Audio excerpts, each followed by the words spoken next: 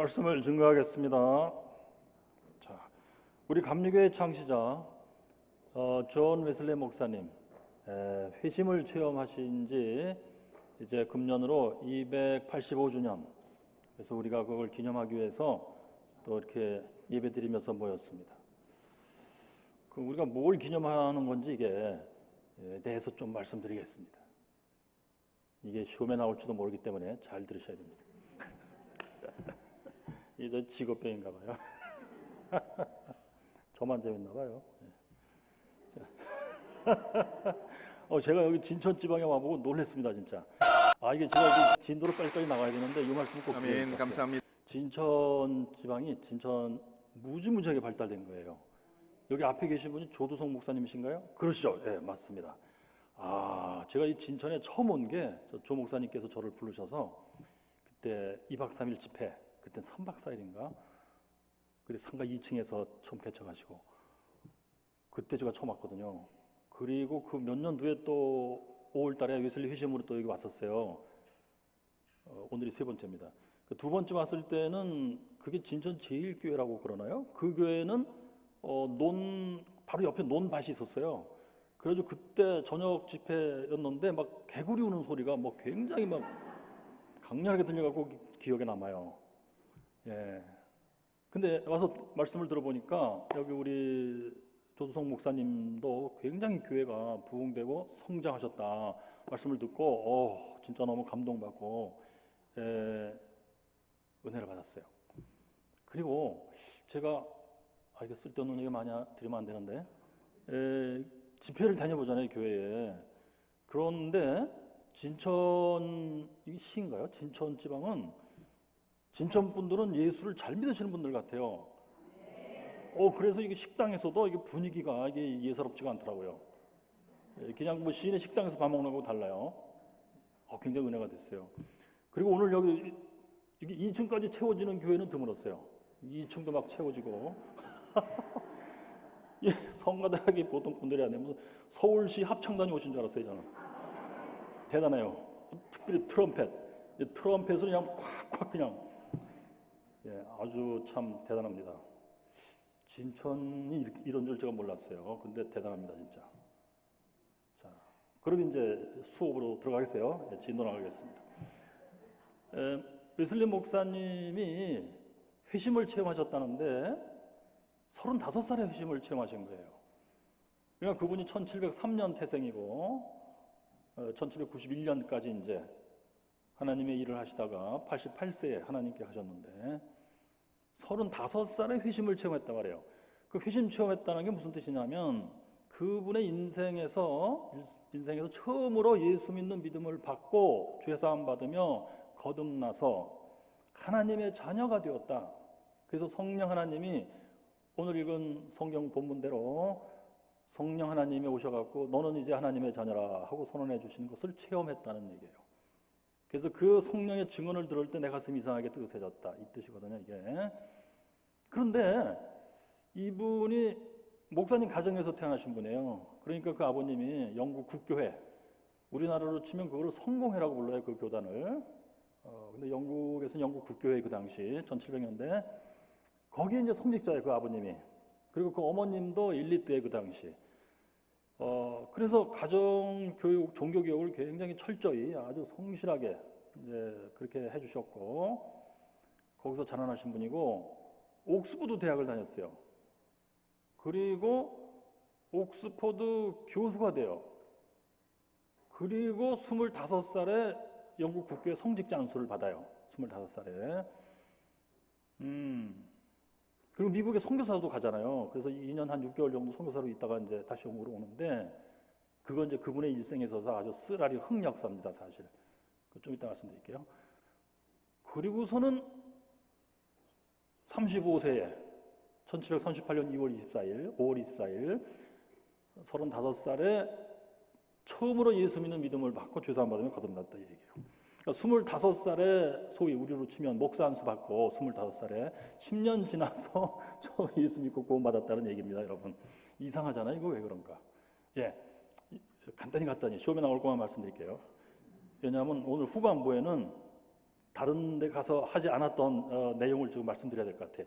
왜냐하면 아까 올라올 때 목사님께서 교수님 간증을 좀 얘기하시면 어떨까요? 그래서 후반부에 좀 간증을 좀 말씀드리려고 그래요. 예, 간증 그러면 뭐 굉장히 좋아하시는데. 네, 그래서 수업 내용은 전반부에 압축해서 말씀드릴게요.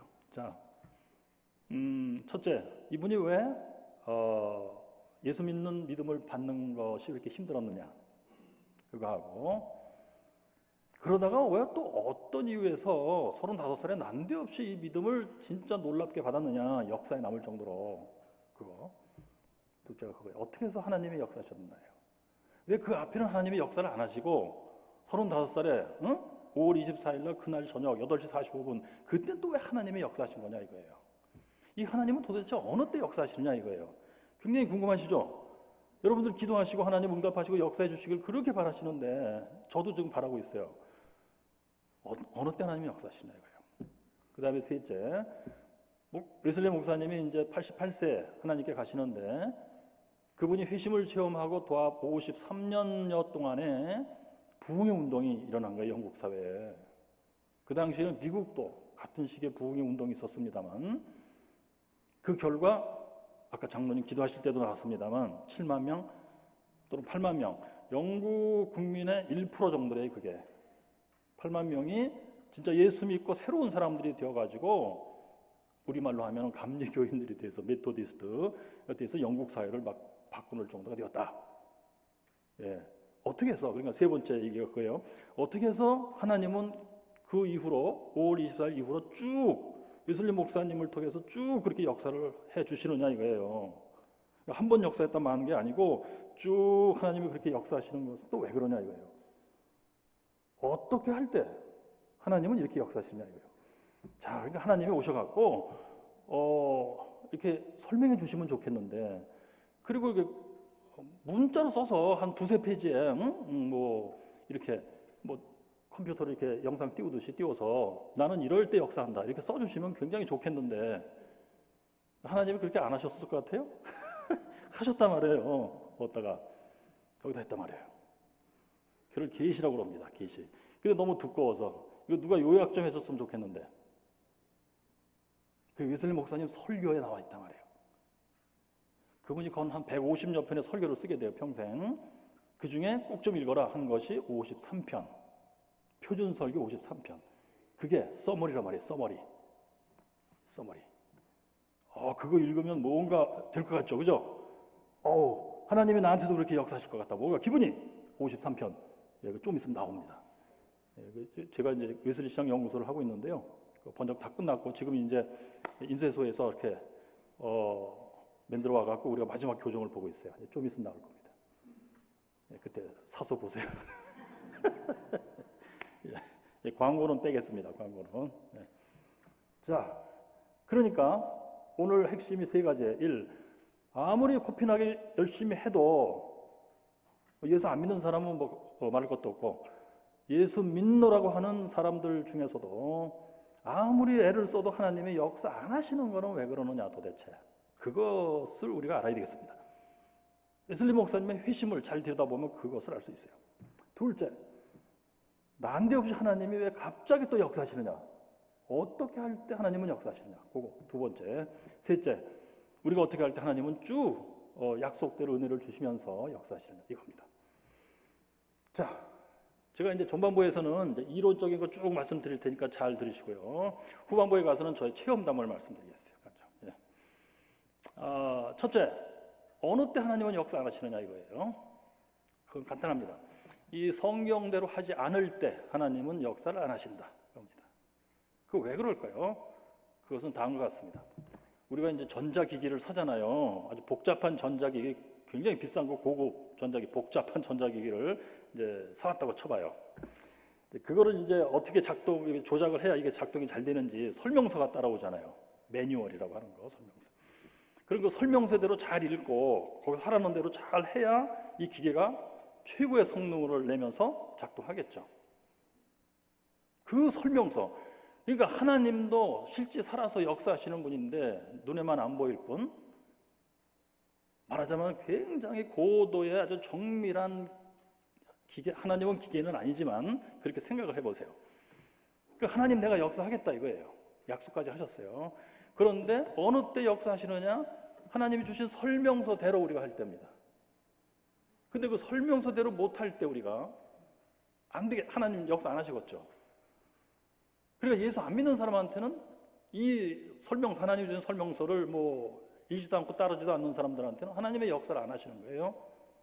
아주 일반적인 역사를 하세요. 그냥 일반적인 역사. 구원의 역사는 안 하시는 거예요. 그런데 예수 믿는 하시는 분들 가운데 이 설명서대로 나는 한다고 생각을 하시는데 하나님이 보실 때는 설명서대로 안 하는 거야. 그럴 때는 하나님의 역사 안 하시는 거예요. 그게 웨슬리 목사님이 35살 될 때까지의 상황이었던 것입니다. 그러니까 이분이 영국 국교회에 이제 목사님 가정에 태어나서 어려서부터 가정교육도 종교적으로 굉장히 잘 배웠고 특별히 이분은 양심적이고 성실한 사람이에요. 부모님 말씀도 잘 들었고 교회 말도 굉장히 잘 들었고 거기다 이제 옥스퍼드 대학 학생이 되면서는 더 열심히 하고 그리고 이제 대학을 졸업하고 목사가 되기 바로 직전 거기 아버님 교회 가서 이제 목회하고 있을 때인데 런던을 떠나서요. 그 동생 찰스 웨슬리가 또 옥스퍼드 대학생이었어요 그때. 찰스 웨슬리가 사실은 이 소위 홀리 클럽이라는 걸 만들어서 해요. 신성구락부라고 이제 하셨죠. 신성클럽 또는 홀리 클럽. 이것이 뭐냐면은 영국 국교회의 가르침대로 성경대로 진짜 열심히 살아보자 우리 한번. 진짜 하나님이 깜짝 놀랄 정도로 한번 해보자. 그렇게 모인 사람들이 홀리클럽이에요. 그런데 여러분 웨슬리 목사님이 이제 아버지 교회에서 우리를 치면 전도사 이렇게 하고 목사 안수 받고 런던으로 다시 돌아오게 되는데 그때 이 홀리클럽의 리더가 되는 거예요 이제. 그래서는 한 100명, 10명 이내로 모이는 그룹이었어요. 열심히 한 거예요 진짜 코피나게. 그들이 코피나게 뭘 했을까요 여러분? 다음과 같은 것을 했습니다. 성경에서 하나님께서 이것을 행하라 그리하면 내가 은혜를 주리라 하는 규칙들이 있어요. 그것을 이름하여 은혜의 수단이라고 불러요.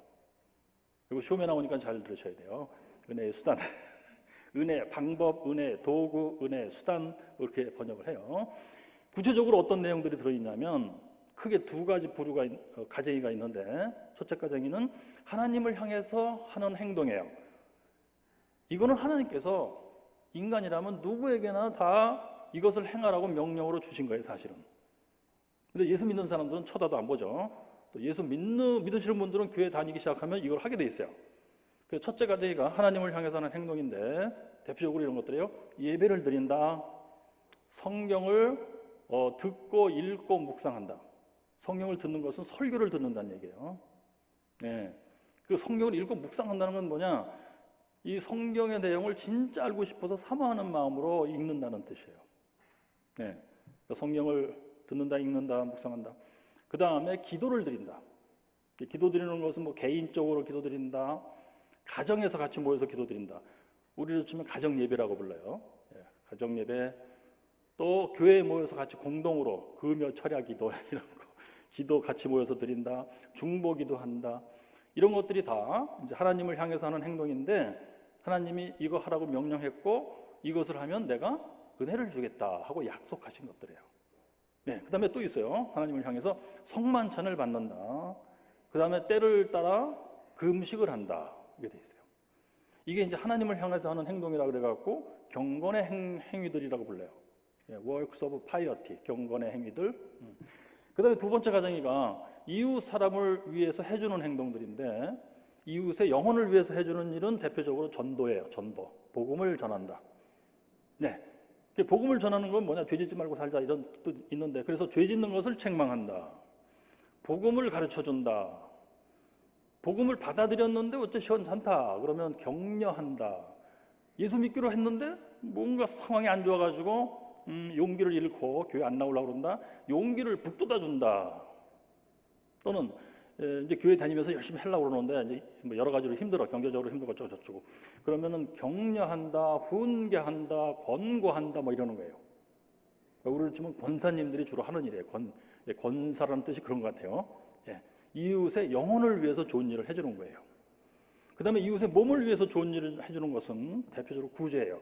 그래서 굶은 자를 먹여라, 헐벗은 자를 입혀라, 병든 자를 돌보라, 또 감옥에 있는 자, 그 당시에는 감옥에 있는 자들 돌보라. 근데 이 그 당시가 아니고요. 사실 성경에 있는 거예요. 성경 어디에 있느냐면 마태복음 25장. 예, 거기 있는 말씀이에요. 예수님께서 이제 마지막 심판하러 오셨을 때 너희들이 예수님 내가 굶었을 때 먹을 거 주고 헐벗을 때 입을 거 주고 목마를 때 마실 거 주고 막 이렇게 돼 있잖아요. 내가 감옥에 있을 때 찾아와 주고 이거 병 들었을 때 돌봐줬다. 여기서 환자를 돌봐라, 나그네를 대접하라, 뭐 이런 내용들이에요. 이웃의 몸을 위해서 필요한 것을 공급해주는 일들이에요. 자, 이것을 이제 이웃의 영혼과 몸을 위해서 해주는 좋은 일이라 해가지고 이것은 자비의 행위들이라 이렇게 불러요. Work of mercy. 이 두 가지 하나님을 향해서 이웃을 향해서 하는 이 행동들이 성경에 하나님이 우리한테 어떻게 하라고 명령하신 것의 압축이에요. 이게 서머리입니다. 여러분 서머리 좋아하시죠? 성경이 이렇게 두꺼운데 그렇게 요약했단 말이에요. 그러니까 로마 가톨릭도 이것이 있고 우리 개신교도 있고 똑같아요. 이것은. 그러니까 여러분 하나님이 정밀한 기계시다. 근데 하나님이 이 정밀한 고도의 정밀한 기계인 하나님 나를 너희들이 진짜 하나님 마음에 들게 이렇게 조종을 해서 하나님이 너희들을 향해서 최고의 성능으로 역사해 주길 너희들이 바라느냐? 그럼 하나님 내가 너희들에게 준 이 매뉴얼대로 하라. 그럼 내가 움직여 주겠다. 그런 내용이란 말이에요. 그런데 이렇게 이 두꺼운 책을 계시를 매뉴얼을 그렇게 압축 제가 지금 5분도 얘기 안 했어요. 5분 동안 다 외울 수 있는 그런 내용으로 압축해 주셨단 말이에요. 이것을 진짜 하나님이 기뻐하시는 대로 행한다면 하나님이 움직이시겠죠. 이제 그겁니다 바로. 그런데 여러분 윈슬리 목사님이 35살에 회심하기 전까지는 이 은혜의 수단을 어떻게 사용했을 것 같으세요? 코피나게 죽으라고 했을까요? 그렇습니다. 진짜 코피나게 했습니다. 주변 사람들이 보고 밉살스럽다, 꼴도 보기 싫다 하고 욕을 할 정도로 그렇게 열심히 했습니다. 그 중에 한 가지만 예를 들게요, 여러분. 성만찬을 받으라 이거 있잖아요. 근데 영국 국교회, 우리나라 좀 성공해. 거기서는 예배 드릴 때마다 성만찬을 해요. 로마 가톨릭처럼. 그런데 1700년대 그 당시 영국 국교회에서는 성만찬을 이제 받으려면 주일날 받는데 그 2, 3일 전에 그 목사님께 얘기를 해야 돼요. 이번 주일에 제가 성만찬 받겠습니다. 신고를 해야 돼요. 그리고 근신을 해야 돼요. 그러니까 절식을 하든지 뭐 금식을 하든지 하여튼 근신을 해야 돼. 말도 조심하고 행동도 조심하고 부부싸움 하면 안 되고 애들 혼내고 막 난리치고 그러면 안 되고 근신을 해야 돼요. 그리고 주일날 성만찬을 받아요. 그리고 성만찬 받았으면 또 3, 4일 동안 근신해야 돼요. 조용히 살아야 돼요. 죄짓지 말고. 자, 그렇게 하려면 힘들겠죠. 그래서 그 당시 영국 국교회 교인들은 성만찬을 가급적 안 받으려고 그랬대요. 그래서 심지어 교회에서는 그렇게 법을 성만찬을 받으라 이렇게 써놓고 밑에다가 단정을 달았어요. 뭐냐면 최소한 1년에 최소한 3번은 받아라 성만찬을. 자, 분위기를 이해하시겠죠? 그런데 웨슬리 목사님 및 그 동료들은 뭐 5명, 10명, 10명 이 정도 홀리클럽의 이 사람들은 성만찬을 매주일 받았다 이것입니다. 그럼 어떻게 했어요? 3, 4일 근신하고 성만찬 받고 또 근신하고 또 받기 위해서 근신하고 받았으니까 또 근신하고 1년 내내 근신입니다. 365일. 그리고 옆에 사람들이 볼 때 어떻게 했어요? 아우 쟤들 잘한다. 쟤들 홀리하다. 그래서 홀리클럽이 욕이에요 원래. 이게 자신들이 붙인 이름이 아니에요. 욕입니다 홀리클럽이. 그 다음에 성만찬주의자다. 욕입니다 이것도. 주일 성수자다. 욕입니다. 그래서 이 욕들을 다 하나로 뭉치면 메토디스트다. 메토디스트가 욕입니다. 그래서 우리말로 번역하면 이제 법식주의자, 규칙쟁이들 뭐 이러는데요. 그러니까 하나님의 매뉴얼대로 해는 미친놈들이라는 뜻이에요. 그러니까 메토디스트의 단어의 뜻은 뭐냐면 어떤 의사, 옛날에 고대 그리스에서 의사 집단의 일군의 사람들이 있는데 이 사람들은 실력이 없는 거예요. 그래서 처방전, 어떤 다른 사람이 만든 처방전을 이렇게 보여주고 환자에게 뭐 감기 들린 환자다 그러면은 그 처방전에 쓴 대로 가르쳐 주는 거예요. 규칙을 찬바람 쐬지 마라, 일찍 자라, 수면을 충분히 취하라. 그다음에 뭐요? 도마도 과일 먹어라. 그다음에 단백질 잘 섭취하라. 예. 그리고 음주를 하지 말라. 이렇게 규칙이 있어요. 그 규칙대로 정확히 지키면 병이 난다고 생각하는 실력 없는 의사들이에요. 그게 메토디스트예요. 그런 거예요. 다른 말로 웨슬리 집단이 이제 그렇게 했을 때 주변 사람들이 보고 한 메토디스트야 쟤들은 했을 때 의미는 뭐냐면 쟤네들 열심은 끝내주는데 머리는 되게 나쁜 애들이다 그 뜻입니다. 웨슬리 목사님이 그걸 알고 있었어요. 그런데 이 이름을 굉장히 자랑스럽게 여겼습니다. 왜? 다른 사람 눈에도 우리가 진짜 철저히 하나님의 규칙대로, 교회의 규칙대로 철저히 사는 것이 눈에 보이는구나. 자랑스럽게 여겼습니다. 결국 이것이 우리 감리교의 이름이 돼요. 메토디스트 처치예요. 이거 뭐예요? 열심히 끝내주는데 머리는 나쁜 사람들. 그런데 여러분, 왜 하나님의 역사를 안 하셨을까요? 35살 될 때까지. 아하, 이게 중요합니다. 결국 뭐냐? 하나님의 매뉴얼에는 여러분 그렇게 겉으로 그렇게 행동을 그렇게 하라고 되어 있어요. 물론 그런데 중요한 것은 겉으로 그렇게 행동하는 것만 중요한 게 아니고 그런 행동할 때에 우리의 영혼의 상태가 무엇이냐가 중요합니다. 거기서 웨슬리 목사님 그걸 몰랐던 거예요. 그 영혼의 상태라고 하는 것은 무엇이냐? 아주 간단합니다. 제가 읽어드릴게요.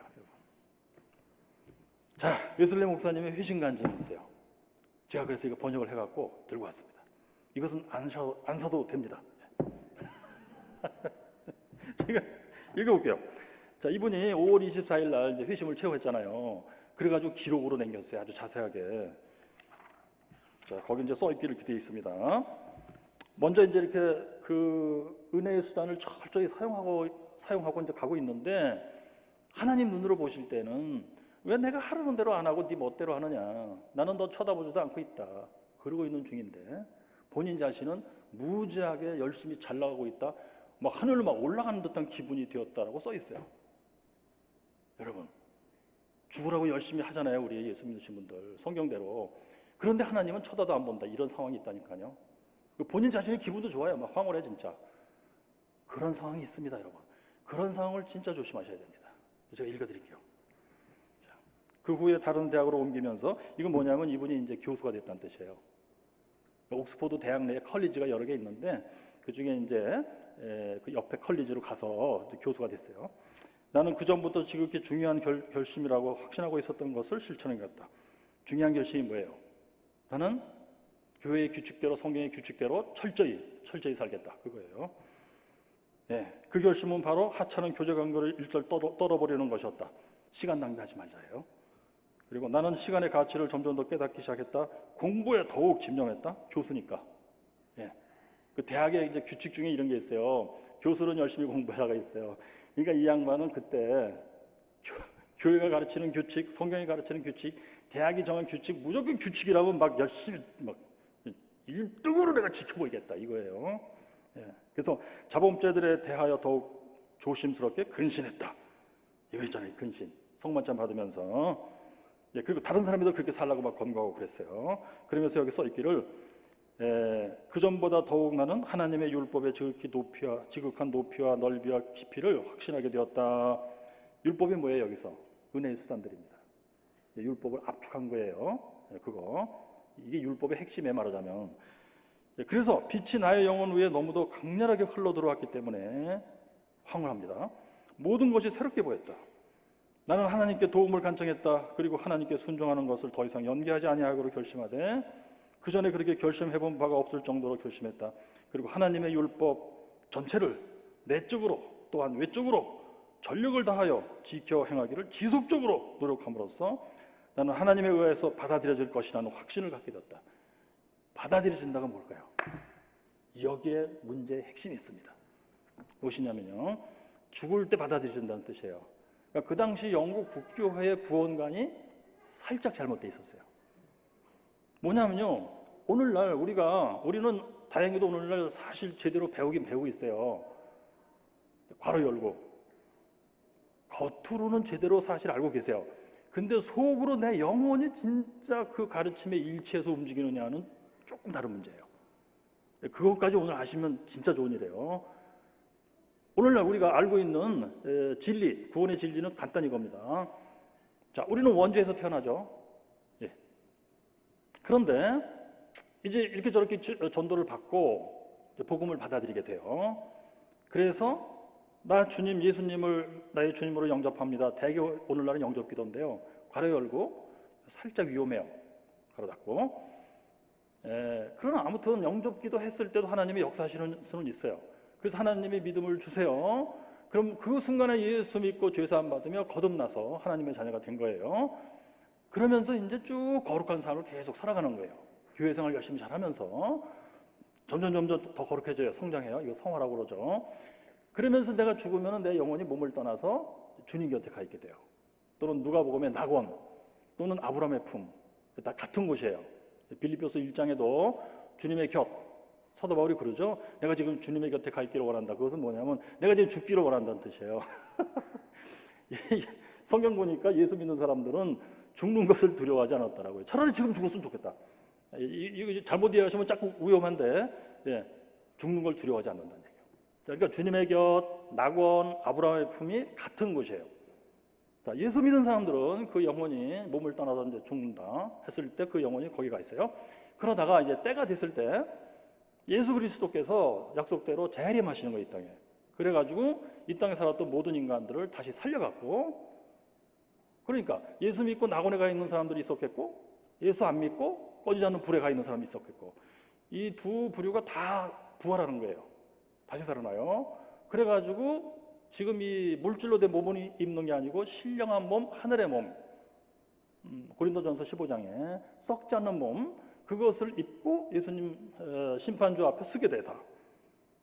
심지어는 그때 예수님 재림하실 때 이 땅에 아직 살아있는 사람들은 나팔이 울릴 때 호련히 변화되리라. 이렇게 돼. 그러니까 이게 물질로 된 몸을 입고 있었는데 이것이 갑자기 휙 신령한 몸, 비물질의 몸으로 바뀐다는 뜻이에요. 그래갖고 심판주 예수님 앞에 다 서게 돼요. 그럴 때 예수님은 또 영생으로 갈 자 가르고 영벌로 갈 자 가르고, 영생으로 갈 자들은 영생으로도 가요, 진짜. 그래서 요한계시록 22장에 거기 이제 하나님하고 같이 사는 데. 그 다음에 영벌로 갈 자들은 꺼지지 않는 불, 아까 그 얘기, 꺼지지 않는 불로 다시 돌아가요. 그래서 영원히 가는 거예요. 그러니까 신령한 몸을 입고 다시 부활했기 때문에 꺼지지 않는 불에 들어가서도 안 타는 거예요. 영원히 고통 가운데 가게 된다, 이 얘기입니다. 이것이 오늘날 우리가 알고 있는 구원의 가르침의 올바른 내용이에요, 이게. 그런데 그 당시 웨슬리 목사님 당시 영국 국교회에서는 요거를 살짝 잘못 가르쳤어요. 그러면서 아주 커다란 재앙이 발생한 겁니다. 어떻게 잘못되어 있었느냐? 예수 믿는 순간에 누구나 죄사함 받고 거듭나서 구원받는 거다, 그렇게 가르친 게 아니고, 예수 믿는 사람이라도, 교회 다니면서 예수 믿는 사람이라도 쭉 거룩하게 살아야 돼요. 그러다가 죽는 순간에 하나님이 딱 보시고 내신 성적을 보시고 구원할 자, 지옥으로 보낼 자를 가른다는 얘기예요. 죽는 순간에 구원받는다는 뜻이었습니다. 예수 믿을 때는 죄사함 받고 거듭나서가 아니었었어요. 그럼 어떻게 돼, 이 사람들은? 자, 그러니까 뭐 유아 세례를 받든지 아니면 최소한 교회 다니면서 8살에는 세례를 받든지 하면서 교회 생활을 쫙 철저히 해야 돼요. 그것도 웨슬리 목사님처럼 코피나게 하면 더 좋아요. 그래서 웨슬리 목사님이 코피나게 한 겁니다. 죽을 때 확실히 구원받으려고, 교회의 가르침대로 1등으로 해보려고. 그런 사람들이 홀리클럽이었어요. 그런 사람들이 메토디스트라는 욕을 먹었던 겁니다. 그랬을 때 이 사람들의 목표는 죽을 때 나는 구원받겠다는 거였습니다. 그래서 웨슬리 목사님 여기 쓰기를, 은혜의 수단들이 얼마나 중요한지 내가 알겠다. 이걸 죽으라고 지켰더니 빛이 위에서부터 쏟아져 들어온다. 하나님에 의해서 받아질 것이라는 확신을 갖게 되었다. 그리고 심지어 그때 이미 나는 구원의 상태에 있다고 확신하였다. 이때 이분이 힘이 좋았어요. 어떻게 보면 조증이에요. 조증. 왜 그렇게 생각하느냐? 다음 순간에 우증의 상태로 들어가는 것을 써놨어요. 그걸 제가 읽어드릴게요. 이런 방식으로 몇 년을 지속적으로 노력한 후에 내가 죽음의 문턱에 가까이 있다는 것을 이해하게 되었을 때, 이건 뭐냐, 그 당시에는 전염병 걸리면 잘 죽었다고 그래요. 네, 천연두 같은 거, 전염병. 그러니까 그런 상황이었던 것 같아요. 그래서 내가, 예수님 목사님, 내가 이러고 있다가 내가 죽을 수도 있다. 그럼 죽는 순간에 구원 받아야 되잖아요. 그런데 자신이 없었다는 거예요. 서 있기를. 이런 모든 노력이 나에게 아무런 위로도 주지 못하며 하나님이 나를 받아주시리라는 어떤 확신도 주지 못한다는 사실을 발견하게 되었다. 이 사실에 대해서 나는 적지 않이 놀랬다. 여러 가지로 놀랬겠죠. 왜냐하면 내가 욕을 먹어가면서까지 이렇게 노력했다는 사실. 둘째, 내가 이렇게 구원에 자신이 없다면은 내 뒤에 따라오는 사람들은 뭐야? 다 지옥이라는 사실. 예. 그런데 이분이 왜 이렇게 1등으로 노력하면서도 왜 자신이 없다고 생각했을까요? 이게 바로 하나님의 역사예요. 하나님께서 웨슬리 목사님을 내가 너를 만세 전부터 부흥의 운동의 리더로 내가 생각하고 있다. 내가 너를 구원하여 부흥의 리더로 쓰겠다. 그렇게 생각하고 계신 게 확실해. 그랬을 때 하나님은 성령으로 역사하사 이분에게 사인을 주는 거예요. 그 사인을 보통 이렇게 성령의 역사니 뭐니를 잘 예민하게 감지 못하는 단계에 있어서도 뭐 때문에 그것을 느끼냐면 바로 양심입니다. 그래서 양심이 예리한 게 굉장히 중요합니다. 종교 생활에 있어서 특별히. 감리교를 믿으시는 분들은 더군다나 양심의 예리함은 굉장히 중요해요. 이 양심의 예리함이 나중에는 이제 어떻게 되느냐, 성령을 받으시면 예수 믿고 죄사함 받을 때 성령의 증언, 너는 하나님의 자녀라를 예리하게 들을 수가 있어요. 가슴이, 웨슬리 목사님처럼 가슴이 이상하게 뜨뜻해진다. 그리고 성령의 증언이 항상 나를 따라다녀요. 너는 하나님의 자녀라. 예. 그리고 내 자신의 영의 증언도 있어요. 내 안에 성령의 9가지 열매가 충만히 있다. 하나님 감사합니다. 이것이 돼요. 그러니까 웨슬리 목사님은 양심이 예리했기 때문에 그 당시 1등으로 그렇게 달려가고 있었지만 내가 이러다가 며칠 후에 죽을 수도 있어. 이랬을 때 자신이 없었던 거예요. 그래서 써있기를 이 사실에 대해서 나는 적잖이 놀랬다. 이런 노력을 하는 동안 내내 나는 모래 위에 집을 짓고 있었다는 사실을 상상조차도 못하고 있었던 것이다. 이게 회심을 체험하고 며칠 뒤에 쓴 글이에요. 그러니까 회심을 체험하기 전에는 이 사실을 몰랐어요. 회심하기 한 달 전에 이 진리를 깨닫고 한 달 뒤에 이 체험을 하게 되는데 그때 확실히 모든 걸 알게 됐어요. 즉 자기가 지금까지 35년 동안 어려서부터 해왔을 때 왜 하나님이 역사를 안 하셨는지 그 이유를 여기 썼는데 그 핵심이 뭐냐면 모래 위에 집을 짓고 있었던 거예요. 그렇죠? 하나님 자신이 이미 놓으신 기초 이외에 다른 기초, 바로 예수 그리스도 이외에 다른 기초를 어떠한 인간도 놓을 수 없다는 것을 나는 생각도 못하고 있었다. 예수 그리스도가 유일한 기초예요. 그 기초 위에 서야 구원을 받는 건데 그 기초에 서야 하나님이 역사하시는 건데 웨슬리 목사님 및 이 동료들이 코피나게 영국 교회에서 1등으로 달려가고 있었지만 하나님은 쳐다도 안 보고 있었다는 거예요. 그것은 웨슬리야, 내가 이 매뉴얼에 가르쳐준 방법이 아니다. 매뉴얼대로 네가 안 하면 이 정밀기계, 하나님이라고 정밀기계를 여기저기 만지고 돌려봤자 소리가 안 나와, 영상이 안 나와. 소리가 나도 이 최고의 아주 그 상태로 나오는 게 아니야. 영상이 나오면 됐다. 그리고 스스로 착각해가지고 막 떨리는 영상이 나와도 나오잖아. 이거야 바로. 이러면서 네가 착각하게 돼 있다는 얘기예요. 근데 예수 그리스도라고 하는 하나님이 놔주신 그 기초에 내가 바로 쓰면 성령이 역사하신 거예요. 성령의 역사에서 내가 뭘 미처 몰라도 이 성경을 깨닫게 하세요. 은혜의 수단 사용할 때 나의 영혼의 상태가 어떠해야 되는지 깨닫게 하시는 거예요. 그래가지고 이 하나님을 대할 때, 기도를 드릴 때, 기도 드린다는 게 뭐예요? 하나님이라는 정밀기계를 내가 이렇게 움직이는 거야. 그럴 때 막 영상이 최고로 나오고 음향이 최고로 나오고 하는 것입니다. 이 기계가 그런 기계였느냐 이거예요. 예? 근데 지금까지 내가 영상이 안 나오는데도 원래 그런가 봐. 영상이 떨리게 나오는데도 야 최고다, 이게 최고다. 그리고 있었던 겁니다. 얼마나 기맥힙니까? 자, 여러분, 그런데요 놀라운 게 또 있어요. 그러면 웨슬리 목사님이 그렇게 잘못된 길로 가고 있었는데 어떻게 해서 제대로 된 길로 가게 되느냐 이거예요. 했을 때 결론은 사실 공식은 한 가지예요. 어떤 인간도 자기 스스로 진리로 올 수가 없다예요. 뭐냐면 하나님이 예수 그리스도 앞으로 인도해 주신다. 그럴 때 하나님이 쓰시는 방법이 몇 가지 있는데 그 중에 하나가 무엇이냐? 사람을 붙여주신다. 그래서 이 당시 하나님이 웨슬리 목사님에게 붙여준 사람이 있었는데 그 사람이 독일 사람, 이름이 베일러라고 하는 사람이에요. 페터 베일러. 이 사람은 루터교 목사예요.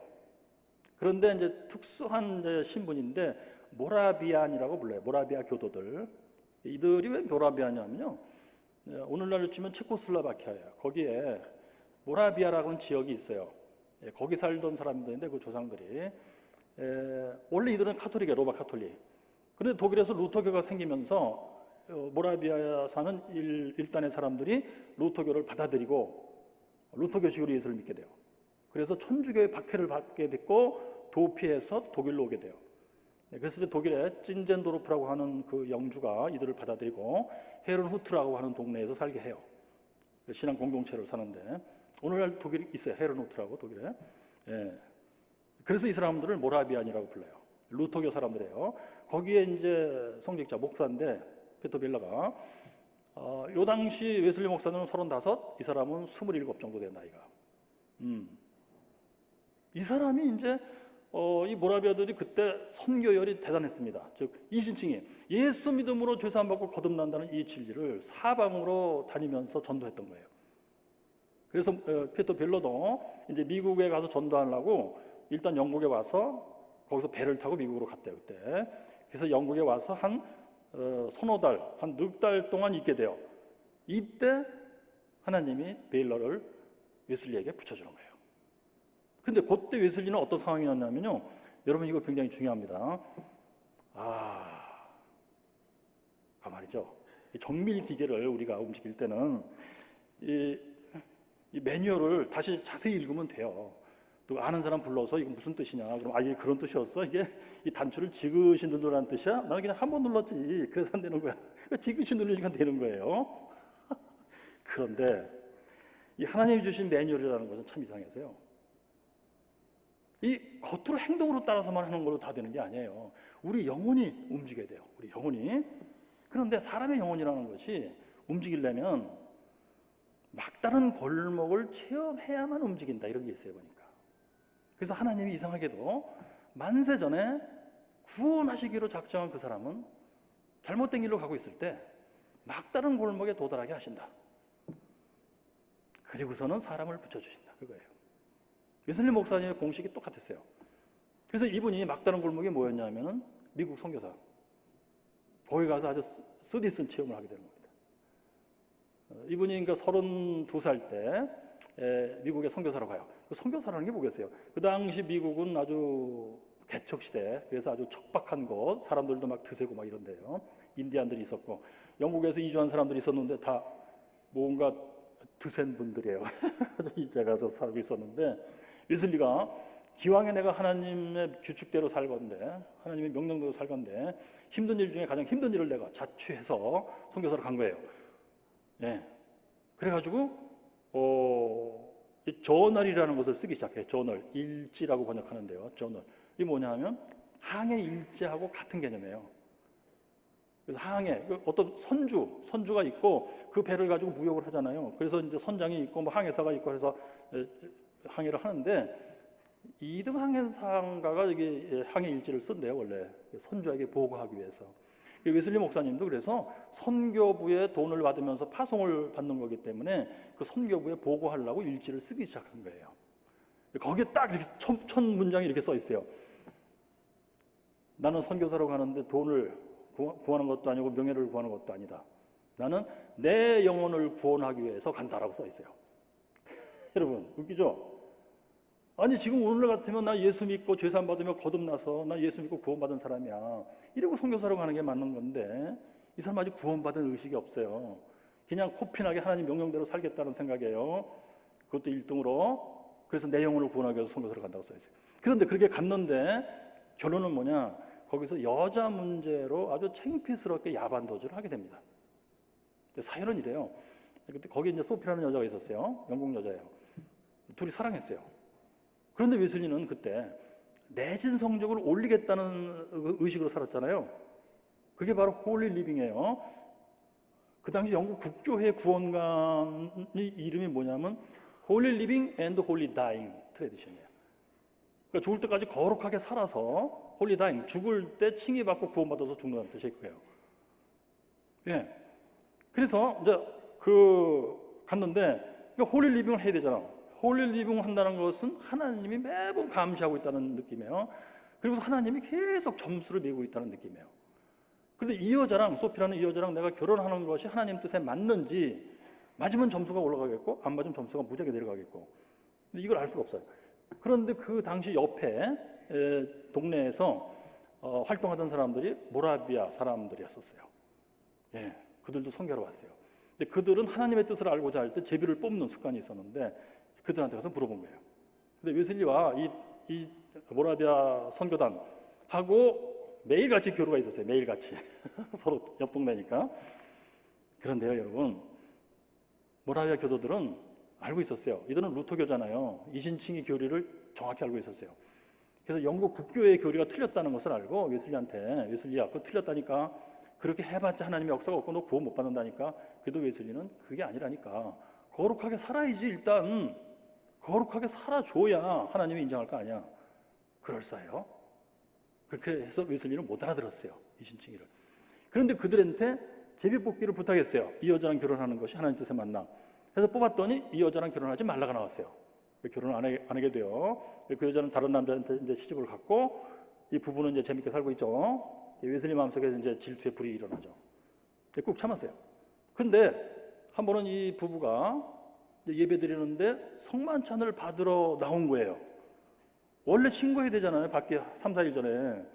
그래서 웨슬리가 이거 교회법에 안 맞는다 하고 수찬 금지령을 내요. 그럼 여러분, 수찬 금지령이 그때 당시는 무슨 의미겠어요? 니들 내신 성적 올라가는 것을 내가 그 꼴을 못 본다예요. 내가 금지할 수 있는 권한이 있으니까 금지하겠다요. 그래서 이 부부가 이런 사연 때문에 괜히 우리를 미워해서 우리를 방해한다, 그래가지고 사회법정에 고소했어요. 웨슬리 목사님이 이제 재판을 받게 생겼어요. 근데 거기 이제 그 배심원들을 웨슬리 목사님께 불리하게 다 짜버렸어요. 그래서 웨슬리 목사님 편지를 써놓고 이것은 교회 문제니까 영국에 가서 교단에 대한 재판을 받겠다 하고 야반 도주를 하게 돼요, 진짜. 그런데 이제 거기서 한국까지 걸어가서 배를 타야 되는데 일주일 걸려요. 이분이 그 일지에다 다 써요, 그것을. 근데 그 당시 1700년대는 소빙하기였대요. 겨울에 무지하게 췄어요. 그래서 이분이 일주일 동안 한국까지 가는데 얼어 죽을 뻔했어요. 그래서 이제 밤에는 이제 구덩이를 파고 낙엽을 뒤집어 씌고 이렇게 자는데 아침에 일어나면 뭐 눈이 꽝꽝 얼었다, 이렇게 써 있더라고요. 그리고 영국에 오게 돼요. 여러분, 이것이 영국에서 메토디스트라는 욕을 먹어가면서까지 교회에서, 영국 국교에서 1등으로 거룩하게 사는 사람의 막다른 걸 망했어요. 아주 치욕스럽게 망했어요. 그렇게 왔을 때 하나님이 페터빌레를 만나게 하세요. 페터빌레는 그때 이제 영국에 온 거예요. 미국 가기 전에 배 타려고. 그랬을 때 이 두 사람 사이의 대화를 간단히 소개해드리겠어요. 1. 빌레가 그래요. 웨슬리요, 네가 구원받기를 원한다면 너의 철학을 버려라. 너의 철학이 뭐예요? 잘못된 구원관.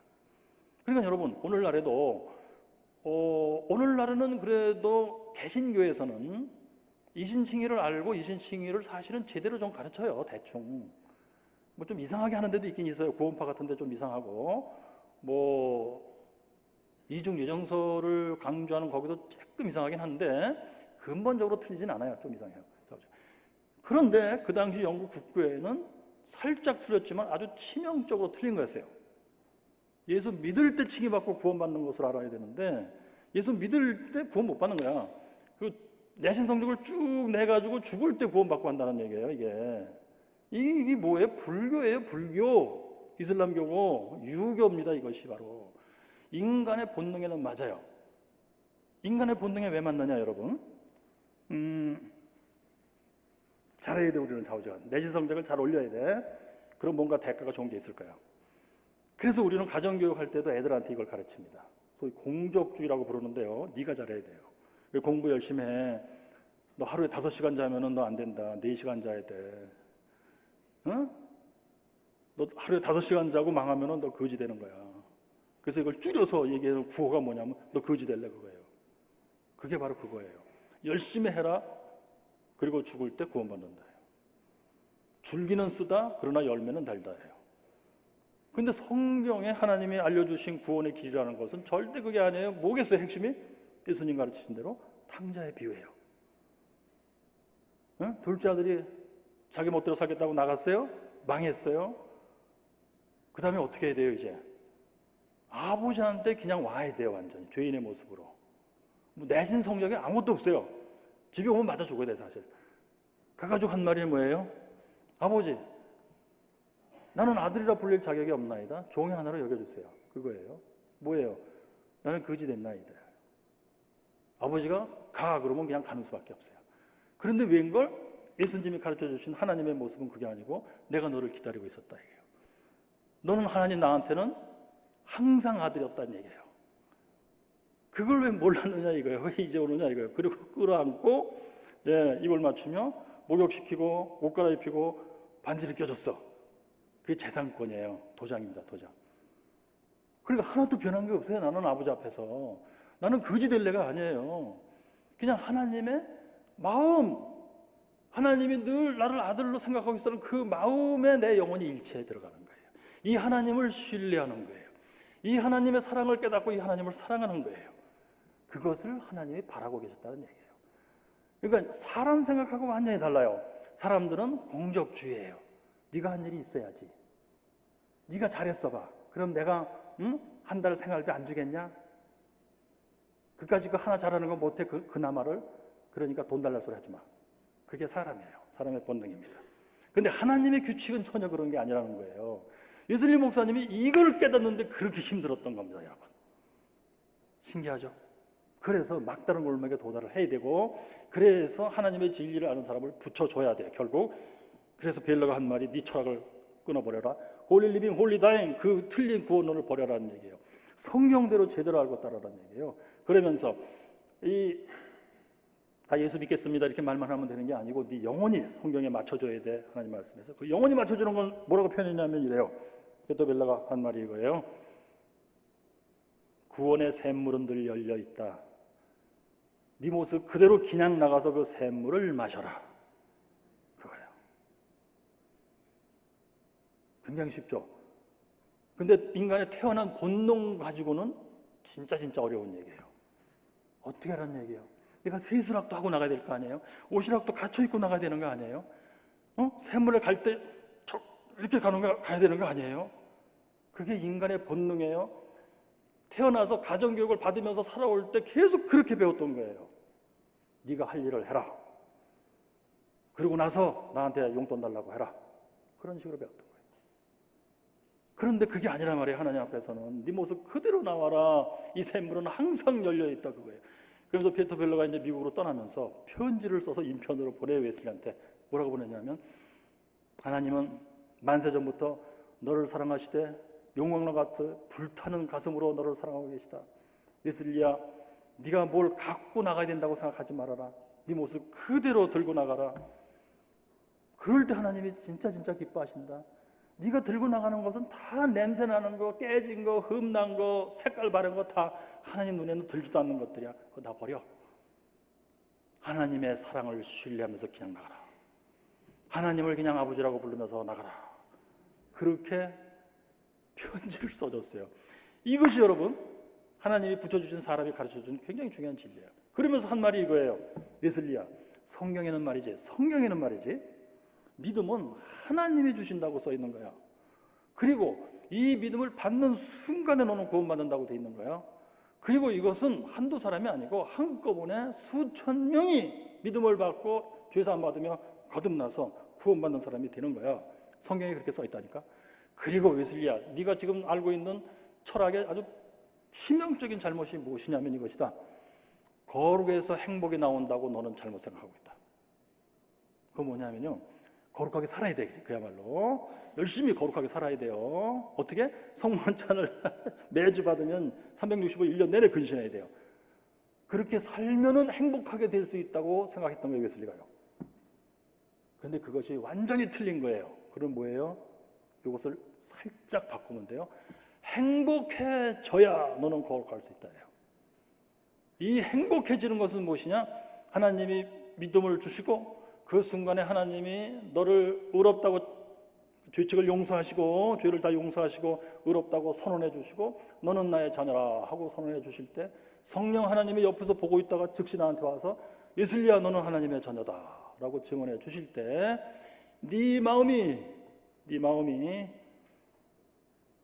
풍랑과 경랑이 잠들며 기분 좋은 고요가 있으며 내 영혼이 그리스도의 품에 안겼다는 확신이 들어왔으며 나의 잘못을 하나님이 다 덮어주셨다고 하는 확신이 들어왔다. 이것이 행복이다. 그러할 때 네가 하나님이 날 진정 사랑한다는 것을 진짜 알게 될 것이다. 그때 비로소 너는 하나님을 진짜 사랑하게 될 것이다. 하나님을 사랑한다는 것, 그것이 거룩의 핵심이에요. 행복에서 거룩 나오잖아요. 근데 여러분 수학 공식이 어떻게 돼 있어요? 웨슬리가 잘못 생각했을 때 거룩에서 행복 나온다 완전히 반대로 알고 있었어요. 근데 이것을 살짝 바꾸니까 행복에서 거룩이 나온다고 하는 아주 중요한 진리, 이 하나님이라는 분이 어느 때 움직이시느냐 할 때 성경의 진리대로 우리가 알고 따를 때요 행복에서 거룩이 나온 줄로 그렇게 알을 때입니다. 그럴 때 하나님은 진짜 그렇게 움직이신다 이거예요. 예.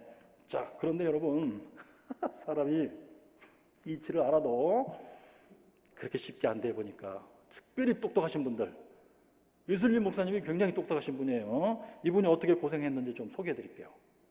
자, 마지막 단계예요. 막판 뭐냐면 이거예요. 이게 4월 23일 사건이에요. 5월 24일에서 한 달 전에 4월 23일 그날이 주일이었어요. 요 무렵에 이제 사건인데 피터 빌러가 그랬잖아요. 네 철학을 버려야 돼. 야, 거룩에서 행복 나오는 게 아니야. 행복에서 거룩 나오는 거야. 다 가르쳐줬어요. 그러니까 웨슬리 목사님이 성경을 이제 막 열심히 읽었어요. 그랬더니 빌러 말이 맞다는 거예요. 예? 여기 이제 그 내용이 여기 써 있어요. 근데 그 과정이 얼마나 힘들었는지, 특별히 똑똑하신 분들 얼마나 힘든지 여기 소개되어 있어요. 읽어볼게요. 내가 다시 피터 빌러를 만났을 때 이 논쟁을 내가 원하는 척도에, 즉 성경과 경험적 사실에 놓고 검증하자는 나의 제안에 그는 동의했다. 성경은 뭐야? 성경을 실제 읽어보자. 피터 빌러 네 말이 맞는지. 그리고 경험적 사실은 뭐야? 성경대로 그렇게 믿고 구원받은 사람이 있으면 보여달라 이거예요. 여기에 굉장히 중요한 함정이 들어있어요. 무엇이냐면요, 머리 똑똑하신 분들, 성경에는 별로 네가 말한 대로 써 있을 수도 있다는 얘기예요. 그렇지만 그것은 그때 당시에 그랬던 얘기고 오늘날은 긴잔인지 모르겠음. 머리가 너무 좋아도 곤란해요. 웨슬리가 그렇게 생각한 거예요. 그래서 성경 얘기 네 말이 맞는지 확인하자. 그리고 네 말이 맞다고 해도 성경대로 오늘날도 그런지 실제 증거를 내가 보기를 원한다. 그래서 이렇게 써 있어요. 자, 나는 먼저 누구의 의견이 옳은지 성경에 물어보았다. 그런데 인간들의 주석들을 다 배제하고, 인간들의 주석이 뭐예요? 그 당시 영국 국교회의 신학에 맞춰서 성경을 해석한 거예요. 잘못 해석한 거죠. 그걸 다 버려야 돼 일단. 예. 그리고 단순히 하나님의 말씀만을 숙고하되 말씀과 말씀을 서로 비교하며 모호한 구절은 보다 명료한 구절을 가지고 설명하려고 노력하면서 숙고해본 결과 뭐예요? 하나님의 말씀은 하나님 말씀으로 해석된다 해요. 다른 말로 성경은 오직 성령 하나님의 감화감동의 인도하심을 따라서 해석할 수 있다 해요. 사람의 생각을 섞으면 망한다 해요. 성경은 성령의 말씀대로 해석을 하게 돼 있다. 성령님이 도와주신다 해요. 그리고 봤더니 성경 구절들은 모두 나의 의견에 반대된다고 하는 사실을 발견하였다. 이때 비로소 영국 국교의 구원관이 성경이 안 맞다, 틀리다는 것을 확인하게 되어 이제요. 네. 그래서 나는 나의 마지막 보루로 후퇴할 수밖에 없었다. 이게 뭐예요? 지금 칼싸움하면서 벨러야, 이번에 네가 이겼어. 그 뒤로 딱 물러나면서 끝까지 앉으려고. 야, 다음 순간에 네가 질 거야, 제발. 그러고 있었던 거예요. 머리 좋은 사람들의 아주 치명적인 오류입니다. 여러분들이 결혼하시고 머리 좋은 부인을 만났거나 머리 좋은 남편을 만나면 이럴 수가 있어요. 끝까지 여보 오늘 목사님 설교 어땠어? 그랬더니 오늘 목사님의 설교 들어보니까 뭐 3군데 틀렸더라고. 제가 그랬나이다. 아버지. 예. 자, 아무튼 그래서 보루로 이제 후퇴했어요. 그러면서 경험적 사실은 그 성경 구절들에 대한 문자적 해석과 일치하지 않을 것이다. 문자적으로 해석했잖아. 물론 웨슬리 목사님이 나중에 알아요. 이것이 맞다는 것이, 문자적 해석이 맞다는 것이.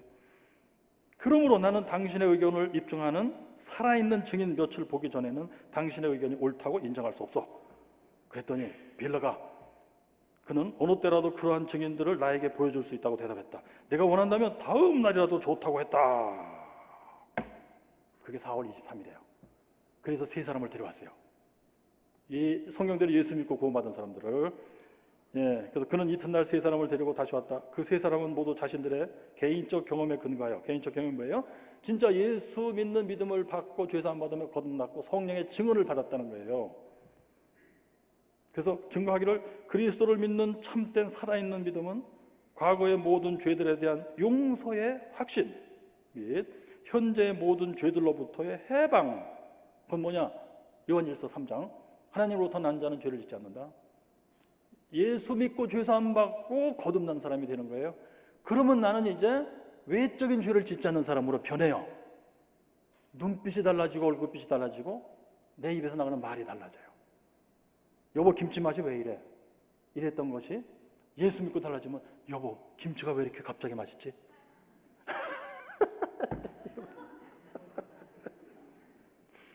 저 체험해요. 제가 결혼하고 초기에 그랬어요. 저 집사람은 그때 몰랐지만 지금 알고 보니까 겉절이 스타일이에요. 익은 김치를 먹을 수가 없어. 제가 그랬어요. 여보 내 평생 이러고 살 수는 없다 그래갖고 여보 이게 김치가 너무 싱거운데. 그랬더니 내 입맛은 맞는데 왜? 그래서 아니야 소금을 조금 더 넣어야 돼. 그랬더니 그럼 얼마나 더 넣을까? 그래서 제가 그럼 며칠 전에 앞집에서 갖고 온 김치가 그 간이 맞더라고. 그랬더니 그럼 그 집 가서 살지. 그래서 여보 그게 아니고 잘해보자고 하는 거야. 그랬더니 글쎄 그 집 가서 잘해봐. 그때 제가 몰랐어요. 아니 좀 지적을 해주면 좀 개선을 좀 하려는 마음을 가져야지. 내가 10년 동안 연애하고 진짜 내가 미쳤지 진짜. 그랬는데요. 그 후에 제가 42살에 예수 믿고 거듭나갔고 여기까지 왔나이다. 제가 지금 몇 살로 보이세요? 저 사람 50은 됐을 것 같은데. 죄송합니다. 여러분 제가 지금은 알아요. 그래서 여보 김치가 왜 이렇게 맛있지? 그렇게 해야 간해가 평안하고 영혼이 평안하다는 사실을 알고 있습니다. 근데 제가 거짓말로 하는 게 아니고 진짜 그래요. 자꾸 하니까 진짜 맛있더라고요. 자, 그래서 현재의 모든 죄로부터 해방됐다고 하는 거예요. 또한 그들은 한 입으로 말하기를 이 믿음은 하나님의 선물. 하나님의 선물이라는 글자가 뭐예요? 값없는 은혜. 내가 그 앞에서 아무리 노력했던 안 했던 간에 상관없이 하나님이 값없이 은혜를 주시고 내 영혼에 믿음이 생기게 하신 거예요. 하나님의 역사예요. 그래서 값없이 주시는 선물이야. 이게 여기 써 있어요. 값없이 주시는 선물이라는 것과 하나님은 이 믿음을 진지하고도 끈기 있게 구하는 자들에게는 누구에게든지 필히 베풀어 주신다고 간증한 거예요. 여러분 그 다음 장면은 말이죠. 웨슬리 목사님의 일지에 안 써 있어요. 근데 누구의 일지에 그 장면이 써 있을까요? 웨슬리로서는 약간 창피한 장면인데 벨러의 일지에 써 있습니다. 그 당시 사람들은 일지를 그렇게 죽으라고 썼어요. 참 신기해요. 어떤 학자들이 다 뒤져서 연구를 했는데요. 이렇게 써 있었어요. 그때 이제 세 사람에게 간증했잖아요. 그러니까 웨슬리가 잠깐 침묵하고 있다가 벨라에게 한 말이 이거예요. 벨라야, 여기 지금 세 사람하고 너하고 네 사람 갖고는 증거가 안 된다 그랬어요. 이 과학자적인 머리. 이게 귀납법이에요. 귀납법은 100% 증거가 안 돼요. 이거 아시죠? 지금 진도 나가야 되기 때문에. 여러분 토끼에 간이 있다고 주장해 누가. 그래서 그러면 증거를 대. 그럼 토끼 간을 갈라봐. 여기 간이 있잖아. 다음 토끼는 없을걸?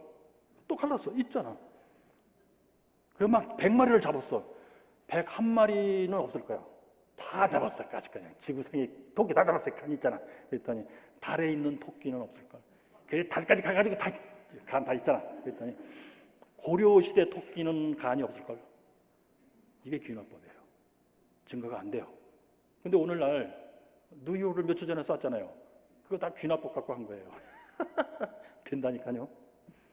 그래서 그런데 중요한 게 이겁니다. 우리 종교에 있어서는 이런 뭐 수학적인 사실 어쩌고저쩌고 이것이 중요한 게 아니고 타는 가슴이 중요해요. 웨슬리가 네 사람 갖고는 증거가 안 돼 그랬더니 페이터 벨러가 이 한 영혼을 구원하려고 막 가슴에 불이 터가지고 한마디 이거 했었어요.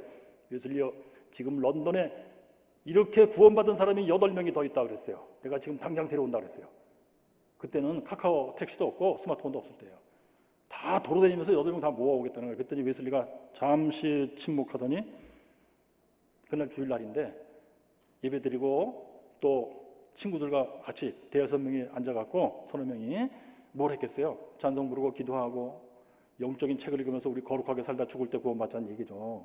그랬을 때 그 친구 서너 명한테 말하기를 우리 일어나서 찬송을 부르자 그랬대요. 일어나가지고 찬송 부르는데 그게 1600년대, 1500년대에 이제 그 독일에서 종교개혁 하죠. 그래서 루터교가 생겼어요. 루터교의 목사님이 이제 작사한 건데 제목이 하나님 앞에 내가 부복합니다. 납작 엎드립니다. 그런 제목의 찬송가래요. 그걸 부르면서 눈물을 흘리면서 찬송을 불렀다. 그렇게 써 있어요. 웨슬리 목사님이 눈물을 흘리며 눈물을 훔쳐가며 찬송을 불렀다. 그리고 페터 벨러를 데리고 아무도 없는 방에 들어가서 그랬어요. 벨러야, 내 안에 믿음이 없다는 사실을 내가 인정한다. 나는 믿음이 없는 사람이며 나는 지옥에 떨어져 마땅한 인간이다. 나는 구원받지 못한 인간이다. 그러나 조금 억울하다 그랬어요. 왜냐하면 홀리클럽 했던 사람이에요. 나는 죄짓지 않고 거룩하게 살려고 무지하게 노력해온 사람이다.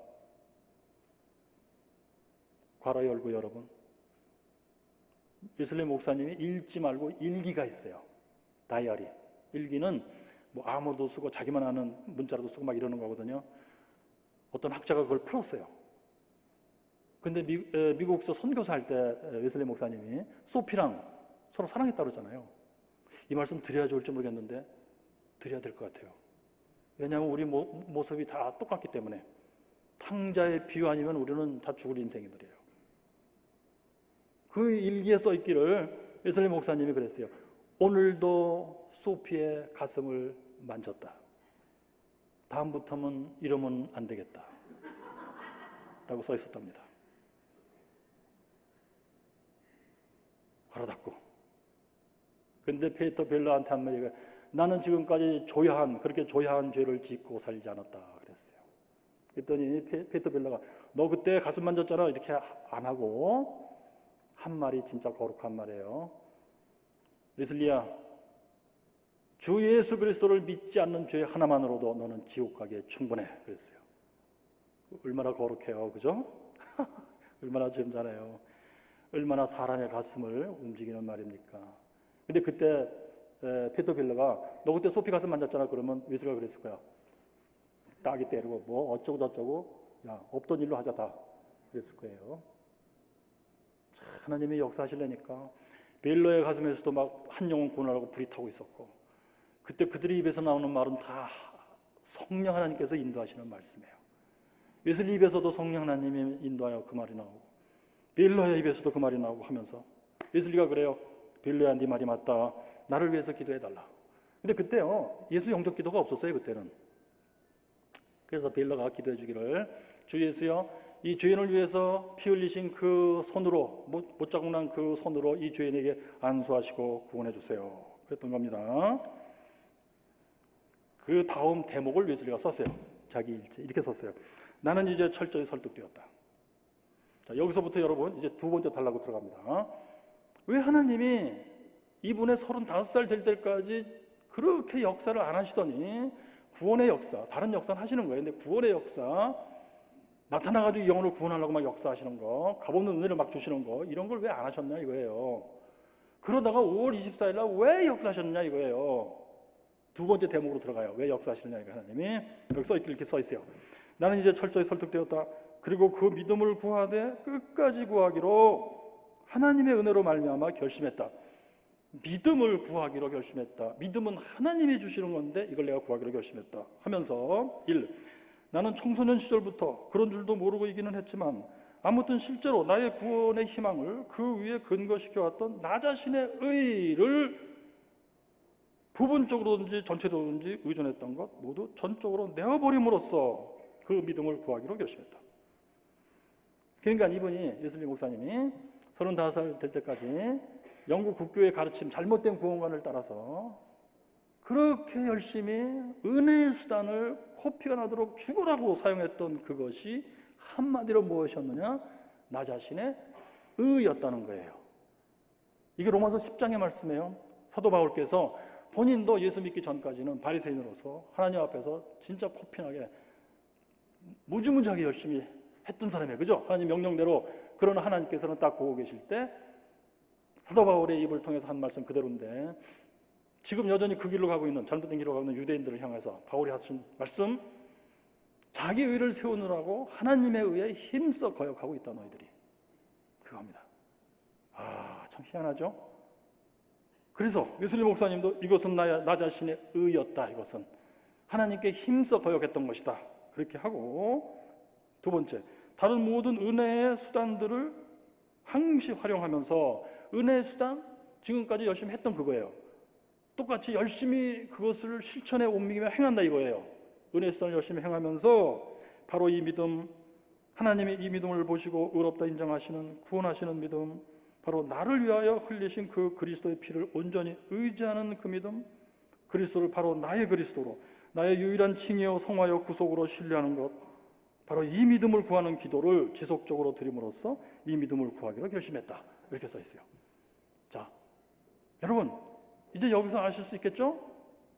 첫째, 은혜의 수단은 항시적으로 써야 돼요. 하나님이 모든 인간에게, 이 지구상에 태어나는 모든 인간에게 언제든지 누구든지 이것을 행하라고 명령하신 거예요. 근데 교회 나오는 사람들만 이것을 해요, 사실은. 그런데 내가 지금까지 뭘 모르고 잘못된 구원관 때문에 하나님 마음에 안 들게 하나님이 쳐다도 안 보시는 그런 상태로 코핀하게 했지만, 이게 틀렸어, 그러니까 그걸 버릴 거야, 이렇게 하면 잘못되는 거예요. 은혜의 수단을 사용하는 것 자체는 맞는 거예요. 그런데 뭐가 잘못됐었느냐? 이것을 명하신 하나님을 내가 어떤 마음으로, 어떤 눈으로, 어떤 영혼으로 쳐다보느냐예요. 이것이 잘못됐던 거예요. 그러니까 이것이 제대로 되려면 첫째 마이너스, 둘째 플러스를 해야 돼요. 마이너스는 뭐예요? 하나님이 성경에 자기의 의라고 지적하신 것을 하면 안 돼. 이걸 가지고 내가 내신 성적 올린다고 생각하면 안 돼요. 이걸 가지고 내가 하나님 눈에 들 것이다 생각하면 안 돼요. 이 은혜의 수단을 사용하면서 그것 자체 때문에 내가 점점 거룩해진다고 생각하면 안 되는 거예요. 여러분, 그 뭐와 같으냐면요, 이렇게 비유를 들면 여러분 좀 이해가 되실 거예요. 여러분, 아까 제가 예를 들었던 거, 너 거지 될래, 그거요. 그래서 그 집 아들이 죽으라고 공부했어요, 진짜. 거지 안 되려고. 그래가지고 사법고시 합격했어요. 그래가지고 판검사 됐어요. 제가 판검사를 비판하는 게 아니에요. 예를 든 거예요. 그래서 어머니가 잘했다 그랬더니 아들이 그러는 거예요. 어머니도 저에게 잘해주셨지만 제가 공부해서 여기까지 왔나이다. 엄마가 공부했습니까? 내가 공부했습니다. 내가 버는 돈은 다 내 겁니다. 그러니까 용돈 달라고 하지 마세요. 내가 용돈을 드려도 내가 어머니께 베풀어서 드리는 겁니다. 이거 엄마 돈 아닙니다. 내 돈입니다. 그렇게 하는 거와 같아요. 아들로부터 그런 얘기 들었을 때 기분이 어떠시겠어요? 나빠야. 이라이. 나쁩니다. 하나님도 기분이 나쁘신 거예요. 그래서 은혜의 수단을 사용할 때 어떻게 생각해야 돼요? 예슬리 목사님이 주신 수학 공식이 있어요. 영어로 no merit, no power. no merit은 뭐예요? 이것을 아무리 열심히 죽으라고 해도 공로가 될 수가 없어요. 하나님이 나한테 역사해 주시더라도 그것 때문에 하나님이 보답해 주시는 의미에서 하시는 게 아니에요. 하나님은 나를 사랑하니까 값없이 은혜를 주시는 거예요. 그리고 은혜 수단 사용하는 것으로 내가 뭐 영혼이든지 나의 뭐 삶이든지 조금씩 더 거룩해지는 게 아닌 거예요. 내가 은혜 수단은 항상 사용해야 돼요. 그러는 가운데 내 영혼이 거룩해진다든지 나의 삶이 좀 더 거룩해진다든지 하면 뭐 때문에 이렇게 된 거예요, 여러분? 눈에는 안 보이지만 하나님이 약속하신 거 있잖아요. 은혜의 수단이라는 그 단어 자체에 들어있어요. 이것을 힘써 사용하라. 그러면 내가 너한테 필요한 은혜를 주겠다. 하나님이 은혜를 주셔서 내 영혼이 거룩해지고 나의 삶이 거룩해지는 거예요. 눈에 안 보이는 이 하나님이 은혜를 주셨다는 증거예요, 그것이. 그러니까 내가 예배를 드렸더니, 기도 드렸더니, 금식했더니 내가 조금 거룩해졌어. 그 순간에 완전히 망가집니다. 완전히 이 하나님이라는 정밀 기계를 잘못 건드리는 거예요. 하나님이 보여주시지 않은 그림이 나오는 게 아니고 엉뚱한 그림이 나오는데 내 눈으로 볼 때는 최고로 잘 되고 있다고 착각하는 것입니다. 그게 웨슬리 목사님의 회심 사건에서 우리가 볼 수 있는 거예요. 자, 여러분, 그래서 조금만 더 말씀드리고 마쳐야 되겠군요. 드디어 이제 4월 23일 날 이 결심을 했어요. 그리고 한 달 동안 갑니다. 여기서 할 수 있는 거 중요한 거 있어요. 첫째, 이렇게 맞는 방법으로 매뉴얼대로 지금 하고 있어요. 영혼이나 몸이나 매뉴얼대로 진짜 이쁘게 잘하고 있어요. 그런데도 하나님이 내 생각만큼 역사 안 해주신다. 빨리 했으면 좋겠는데 하나님이 한없이 느리시다. 거기다가 특별히 웨슬리 목사님 동생 찰스 웨슬리, 이 사람은 평소에 웨슬리 목사님이 이 진리를 알고, 야 찰스야, 우리가 지금까지 잘못 알고 있었어, 이거 틀리는 길이야. 이 신칭이 행함 없이 오직 믿음으로 칭의받고 우리 구원받고 거듭나고 그렇게 되는 거야. 행복해지는 거야. 행복해져야 거룩해질 수 있다니까. 그러니까 찰스가 형 그게 아니고 거룩하게 살아야 행복해지지 인간이. 그리고 말을 안 듣던 인간인데, 이 찰스가 며칠 전에, 웨슬리 목사님 5월 24일보다 며칠 전에 병들어 침상에 누워있는데 예수님이 문을 열고 들어오시는 바람에 그걸 체험하고 이신칭이 중생을 체험한 사람이 되어버렸어요. 웨슬리 나는 착하게 맞게 진리에 맞게 기도를 하고 있는데 하나님이 전혀 안 나타나시는 거예요. 기분이 어떠시겠어요? 나도 더 이상 못한다. 기준이 없다. 이게 무슨 공정사회냐? 정의와 공정의 사회가 아니다. 정치 얘기 아닙니다. 지금 진리 말씀드리는 거예요. 여러분, 그런 기분이 되겠죠. 그런데 하나님은 다 생각이 있으셨다는 거예요. 보니까 여러분, 기도하실 때 하나님의 응답이 빨리 없다고 해서 낙심하실 필요가 없어요. 그러니까 찰스는 하나님이 요만큼만 당기시다가 화살을 놨어요. 그래서 찬송가 착시를 굉장히 잘하셨어요. 근데 웨슬리 목사님은 53년 동안 영국 사회를 바꿔버리는 부흥운동의 리더가 돼야 된단 말이에요. 엄청나게 힘들고 험악한 길을 가는 거예요, 진짜. 막 성령의 역사가 막 엄청난 거예요. 그런 경우이기 때문에 화살을 막 더 세게 당겨야 돼. 더 세게. 그랬다가 탁 놔야 쫙 가르면서 날아가는 거다, 이거예요.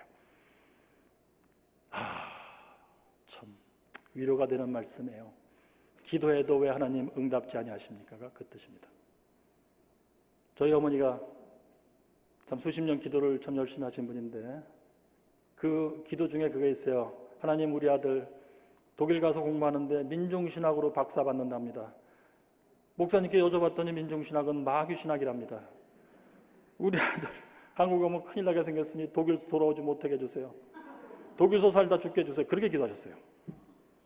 근데 하나님이 그 기도를 들으시고 결국 저를 신학대학 교수 되게 하시고 부흥사 되게 하시고 오늘 이 자리에 쓸 수 있게 하시고 막 그렇게 하신 거예요. 그래서 우리 어머니의 이제 기도에 대한 결론, 말씀이 이거예요. 기도라는 것은 우리가 그렇게 죽으라고 기도를 해도 하나님은 안 들어주실 것처럼 그러시다가 들어주신다. 제가 이제 저도 기도하고 사는 인생인데 그 말밖에 믿을 게 없어요. 근데 웨슬리 목사님도 똑같더라고요. 그래서 이제 드디어 한 달 뒤에 역사가 일어나는데 그게 5월 24일이에요. 읽어드릴게요. 그 저녁 때 나는 매우 내키지 않는 마음으로, 매우 내키지 않는 마음 왜 그럴까요? 해도 너무 한다는 거예요.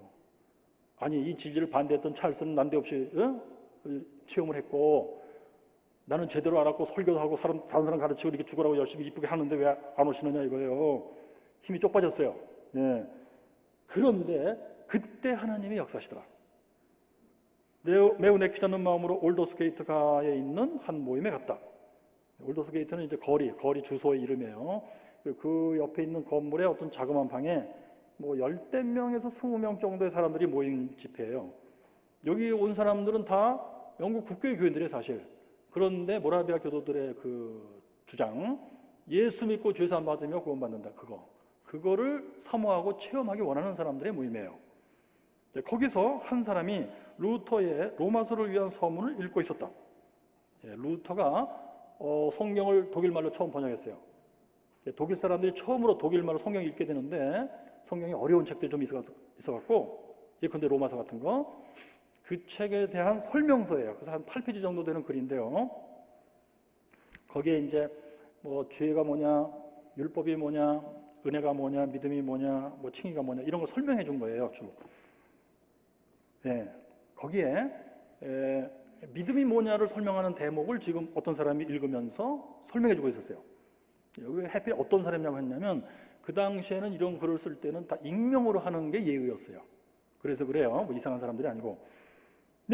그래서 여기 써 있기를 9시 15분 전쯤에 그 사람이 그리스도를 믿는 믿음을 통하여 하나님께서 마음에 일으키시는 변화에 대해서 설명하고 있을 때, 근데 그 로마서 서문, 루터의 로마서 서문에 이렇게 써 있어요. 믿음이란 무엇이냐? 저기를 내리기를, 믿음은 하나님이 우리 안에서 직접 행하시는 하나님의 역사다. 하나님이 우리를 변화시키시는 역사다.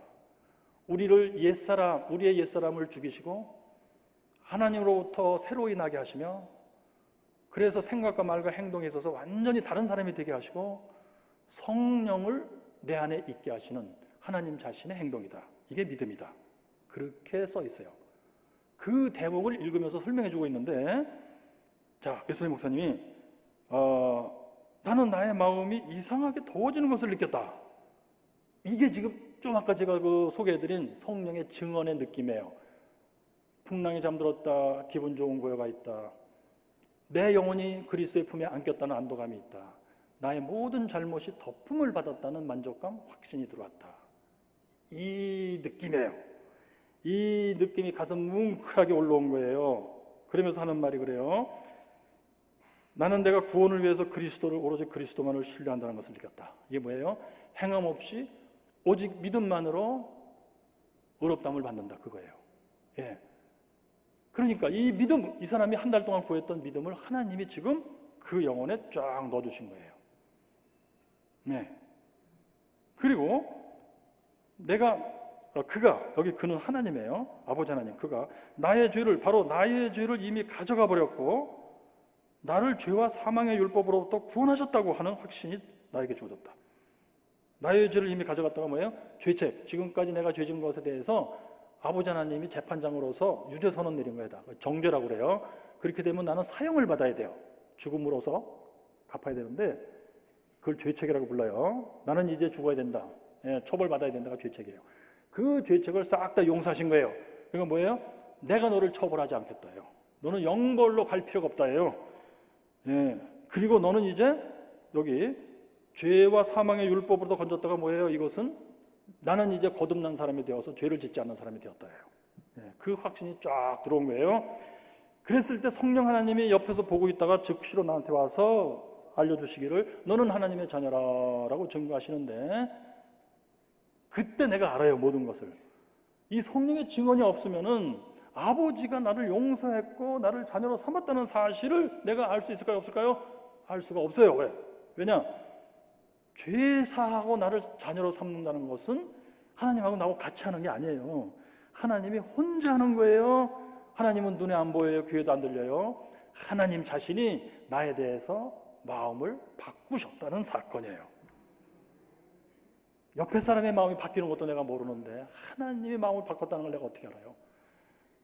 영영이 모를 수가 있어요. 그렇거니 하고 갈 수가 있어요. 아닐 수도 있겠지 하고 갈 수가 있어요. 우리가 성령의 증언을 확인을 못하시면 예수 믿으실 때 이러기 쉬워요. 내가 구원받는 게 진짜 맞나? 뭐 하나님이 나를 뭐 그랬겠지 뭐, 이렇게 되기 쉬워요. 그래서 하나님이 쓰는 방식이 옆에서 성령 하나님 보고 계시다가 즉시로 나한테 와서 witness of the Holy Spirit, 목격자 증언이에요. 목격자 증언. 성령님이 본대로 나한테 너는 하나님의 자녀라 하고 증언합니다. 그럴 때 내가 느끼는 것이 무엇이냐? 여러분, 이거 굉장히 중요하기 때문에 예술님 목사님의 설교에서 한 대목 읽어드리겠어요. 성령의 증언이라는 설교에서. 자, 성령의 증언이란 무엇이냐? 내가 하나님의 자녀라고 하는 것, 예수 그리스도가 나를 사랑하셨고 그래서 그 자신을 나를 위하여 내주셨고, 십자가에 나의 모든 죄들이 지워졌고, 나는 바로 내가 하나님께 화해되었다고 하는 내용으로 하나님의 성령이 나의 영에게 즉각적으로, 그러니까 하나님이 칭의하시는 그 순간 즉각적으로 그리고 직접적으로 와서, 성령 하나님이 진짜 와서 증거해 주시는 영혼 안에서 일어나는 일종의 내적 인상이다. First impression. 여러분, 우리가 서로 사랑하게 되는 사람들이 어떻게 만났을 때 처음에 첫눈에 반한다고 있죠? 그게 첫인상이에요. 예수 믿고 죄사함 받고 내가 하나님의 자녀가 되었다, 거듭났다 하는 그 사건이 터졌는데, 그것을 성령이 증언해 주시는 것을 그래도 어느 정도라도 포착하시는 분들은 이걸 느끼게 돼 있어요. 그러면서 이게 이제 신학적인 내용이에요. 이게 이제 하나님 속에 들어있는 내용이에요. 이것은 이 내용을 갖고 하는 건데, 성령의 증언이 내게 임하면 내가 느끼는 기분을 아까 말씀드린 그대로예요. 뭐냐면은 성령의 증언은 다음 같은 거다. 성령은 그의 즉각적인 영향력으로서, 그리고 설명할 수 없는 강력한 활동으로서 영혼에 역사하여 태풍과 경랑이 가라앉고 기분 좋은 고요가 있으며, 가슴은 예수의 팔에 안식하는 것 같으며, 죄인이 하나님과 화해되었고 그의 모든 죄가 용서하심을 받고 그의 죄들이 덮어주심을 받아서 의심 한 점 없이 만족하는 상태가 된 것이다. 이게 성령의 증언을 받은 사람의 기분이에요. 예. 이 기분은 그러면 자 어떻게 느끼느냐 이거야. 이제 세 번째 단락으로 넘어갑니다. 지금 우리 두 번째 단락 한참 말씀드린 건데요. 하나님이 왜 역사하셨을까요? 두 번째 단락. 왜 난데없이 웨슬리 목사님 35살에 역사하셨을까요? 지금까지 가만히 계시다가. 그것은 웨슬리 목사님이 매뉴얼대로 했기 때문입니다. 성경대로 했기 때문입니다. 이 성경대로 한다는 게 뭐냐?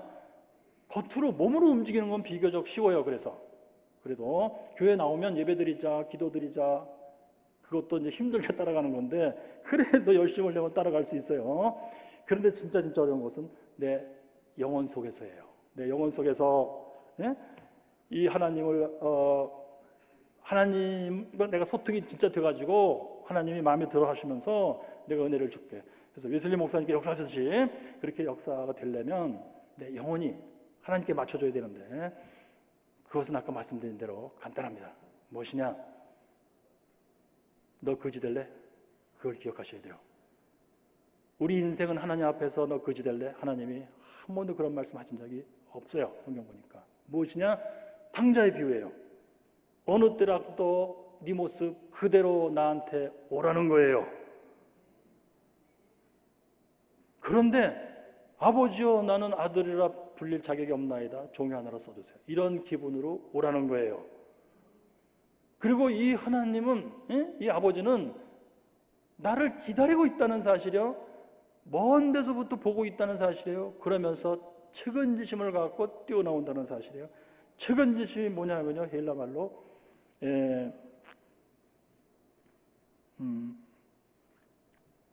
헬라 저 잊어버렸네요. 그 단어의 뜻은 이거예요. 내 가슴이 찢어진다예요. 내 가슴이 찢어진다예요. 하나님의 마음이 그렇다는 사실을 느끼면서 가야 돼요. 그리고 하나님이 나를 끌어안고 즉시로 목욕시키시고 예수의 피로 목욕시키시고 새로운 거룩한 성령의 옷을 입혀주시며 가락지를 껴주신다는 사실이야. 네가 기도하라 그럼 내가 들으리라. 그 가락지를 껴주신다는 사실. 이 사실을 신뢰해야 돼요. 이 사실에 대해서 1mm라도 의심하면은 시간이 오래 걸려요. 그거에 그렇게 할 때 내 영혼이 거기 일치되는 거예요. 그랬을 때 하나님이 이제 칭의의 은혜를 쫙 보고 계실 때 주시는 거예요. 그때 주의할 점은 그거예요. 웨슬리 목사님 한 달 동안 기도했는데 다른 사람들은 막 체험하고 받고 있는데 자기한테만 하나님이 안 오는 거야. 그럴 때 낙심하고 의심치 말아야 돼요. 하나님의 뜻이 있으리라 그렇게 생각하셔야 돼요. 자, 그 다음에 이제 세 번째입니다. 그럼 은혜의 수단을 사용하면서 하나님이 주시는 은혜를 내가 잘 받아야 되겠는데 어떻게 받느냐 이거예요. 그 간단히 말씀드리겠어요. 구원은 간단합니다. 하나님이 은혜를 주실 때마다 잘 받아야 된다예요. 우리 감리교의 가르침에 그게 있어요. 은혜는 가항력적이다. 장로교는 불가항력적이라고 그래요. 택자에게 하나님이 은혜 주실 때 본인 자신이 알던 모르던 무조건 받게 돼 있어요. 그냥 거부할 수가 없어요. 저항할 수가 없어요. 근데 우리 웨슬리 목사님이 성경을 읽어보니까 하나님이 은혜를 주실지라도 그 당사자가 얼마든지 이것을 거부하고 저항하고 버릴 수가 있다라고 돼 있어요. 가항력적 은혜예요. 그러면 이 말씀을 뒤집어 보면은 뭐예요? 은혜를 잘 받으려면 어떻게 해야 돼? 가항력적 은혜라면 내가 이것을 정신 차리고 진짜 올바른 방식으로 잘 받는다면은 엄청난 효과가 있다는 얘기예요. 뭐냐? 하나님이 농구공처럼 은혜를 던지시는 거야. 그때 내가 농구공 받듯이 잘 받아야 돼요. 어느 때요? 은혜의 수단을 사용할 때 하나님 내가 은혜를 주겠다고 그랬죠? 잘 생각해 보세요. 은혜의 수단이 뭐예요? 예배 드릴 때. 예배 드릴 때 하나님이 은혜를 농구공 던지십니다. 그때 잘 받아야 돼요. 기도할 때 하나님의 은혜를 던지십니다. 그때 잘 받아야 돼요. 포착을 잘 하셔야 돼요. 예배 드리실 때 하나님의 은혜를 주신다고 약속했잖아요. 이 약속을 신뢰한다면 반드시 주실 거야 라고 생각하시면서 지금 주시는 거야 라고 생각하시고 받으셔야 돼요. 그것이 안 되면 아무리 예배에 참석하고 설교를 들어도 은혜 받기가 힘듭니다. 하나님은 은혜를 주실 줄 알고 놓쳐버립니다.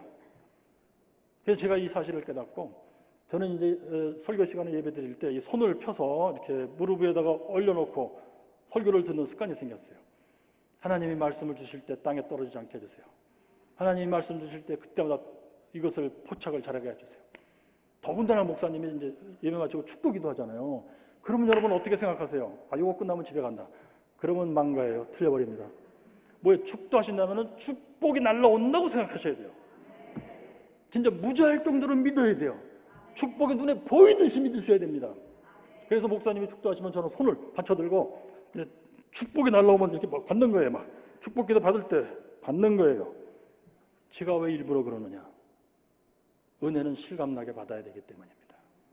여러분 그 쓰라리 흑역사를 좀 말씀드리고 하나님이 어느 때 역사했는지 잠깐 말씀드리고 마치겠어요. 제가 대단히 교만한 인간이었어요. 제가 신학교 다닐 때 목사님 설교 듣고 오면은 그랬어요. 어머니가 오늘 목사님 설교 은혜스럽지? 은혜 많이 받았니? 그러면 어머니 목사님 설교 3군데 틀렸습니다. 그래? 어디가? 성경을 펴보세요. 오늘 여기는 이런 뜻이고 여기는 뜻이고 이런 뜻인데 목사님이 엉터리로 해석하신 겁니다. 그래? 그럼 한번 해볼까? 저희 어머님도 저를 제가 어머니 닮았겠죠. 논쟁에서 진리가 없어 우리 어머니가. 그러다가 막 점심 먹다가 밥 먹는 건 놔두고 막 논쟁에 붙어요. 그러다가 어머니가 그래요. 네 말도 맞는 것 같다만. 여러분 그런데 제가요 왜 이렇게 제가 바뀌었냐면 하나님의 역사, 골목길로 인도하시는 역사 때문입니다. 저와 저희 집사람이 같이 독일로 유학 가서 박사 공부하고 있었는데 결국 저희 집사람이 병들어서 독일에서 5년 앓고 한국에 와서 3년 앓게 되고 병명도 몰라요. 독일에서도. 그리고 한국에서는 드디어 8년째 되는 해에 7년 마지막에 파킨슨병이라는 진단을 받게 돼요. 정신과 약을 너무 오랫동안 먹어서 뇌 가운데가 변화되기 시작했대요. 그 무렵에 저에게 배우는 어떤 여학생이 원정수 권사의 간증을 갖고 왔어요. 겨울방학 때. 그래서 제가 겨울방학 때 그것을 듣다가 이제 변화되기 시작한 겁니다. 42살에 중생을 했어요. 그리고서는 이제 11조를 철저히 드리기 시작한 거예요. 이 사연을 하나하나 말씀드리면 우리 3박 4일 집회해야 되기 때문에 간단히 말씀드리겠어요. 그리고 1년 동안 안 빠지고 드리게 됐어요. 그때 3천만 원짜리 전세에 살 텐데 11조를 안 드리고 그걸 가지고 이자도 내고 원금도 갚고 그땐 그렇게 했거든요. 그러면 이걸 갚을 수 있겠는데 11조를 뛰니까 이자도 원금도 제대로 못 갚게 되는 거예요. 그런데도 이빨을 악물고 이제 드렸어요. 1년 동안. 그리고서는 은근히 의심스러운 질문이 들어왔어요.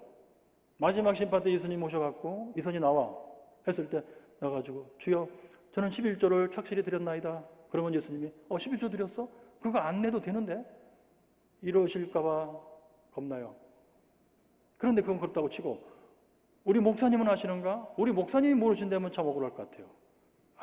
근데 여러분 알고 보니까 이것이 바로 하나님, 성령 하나님이 그 사람의 분수에 맞게 수준에 맞게 역사해 주시는 거다 이거예요. 결국 뭐야? 하나님 앞으로 인도되는 역사는 성령의 역사예요. 그래서 제가 설교 시간에 목사님이 11조 얘기하면서 저랑 눈이 마주치면서 끄떡거리면 확인이 될 것 같더라고. 근데 설교 시간에 목사님이 나를 안 쳐다보는 거예요. 그래서 맨 뒤에 앉았다가 점점 가운데로 갔어요. 거기도 눈이 안 맞춰져요. 그래서 어느 날은 무조건 앞으로 갔어요. 맨 앞에 앉았어요. 근데도 목사님이 안 쳐다봐요. 그래서 제 인생에서 처음으로 목사님 설교하시는데 아멘을 외치기 시작했어요. 다른 사람들이 다 같이 아멘 할 때는 안 쳐다보시더라고요. 그래서 제가 꾀를 냈어요. 아멘을 할 대목이 아니야. 무조건 아멘 그랬어요. 그때 목사님 쳐다보시더라고. 그럴 때 저는 속으로 목사님 저 11조 드리는 거 아세요? 그런데요 여러분 그 앞에 나갔더니 큰일이 났어요. 뭐냐 하면 이제 저녁 예배 때는 마치시고 주여 삼창하면서 통성기도 하자는 거예요 목사님이. 근데 저는 그때 기도라는 걸 몰랐어요. 신방 저희 집에 신방 오시면 이선희 교수님 대표기도 그러면 저는 눈 감으면 아무것도 생각 안 나. 눈 뜨고 이렇게 문장처럼 기도하고 그랬는데 맨 앞에 주여 삼창하고 통성기도예요. 무슨 소리를 내긴 내야 돼요 지금. 그래서 제가 소리를 무조건 내자. 목사님이 쳐다보는 것 같아서.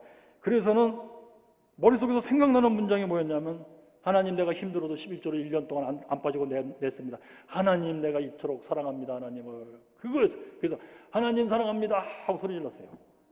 그런데 그때 가로 열고 자격지심. 이건 말도 안 된다. 왜? 제 뒤에 앉아있는 어떤 그 집사님이 어떤 다른 교회 목사님 따님인데 우리 교회 이제 집사님한테 시집 오셔갖고 그분은 시집 오자마자 그냥 뭐 주일학교 교사하지 주방봉사하지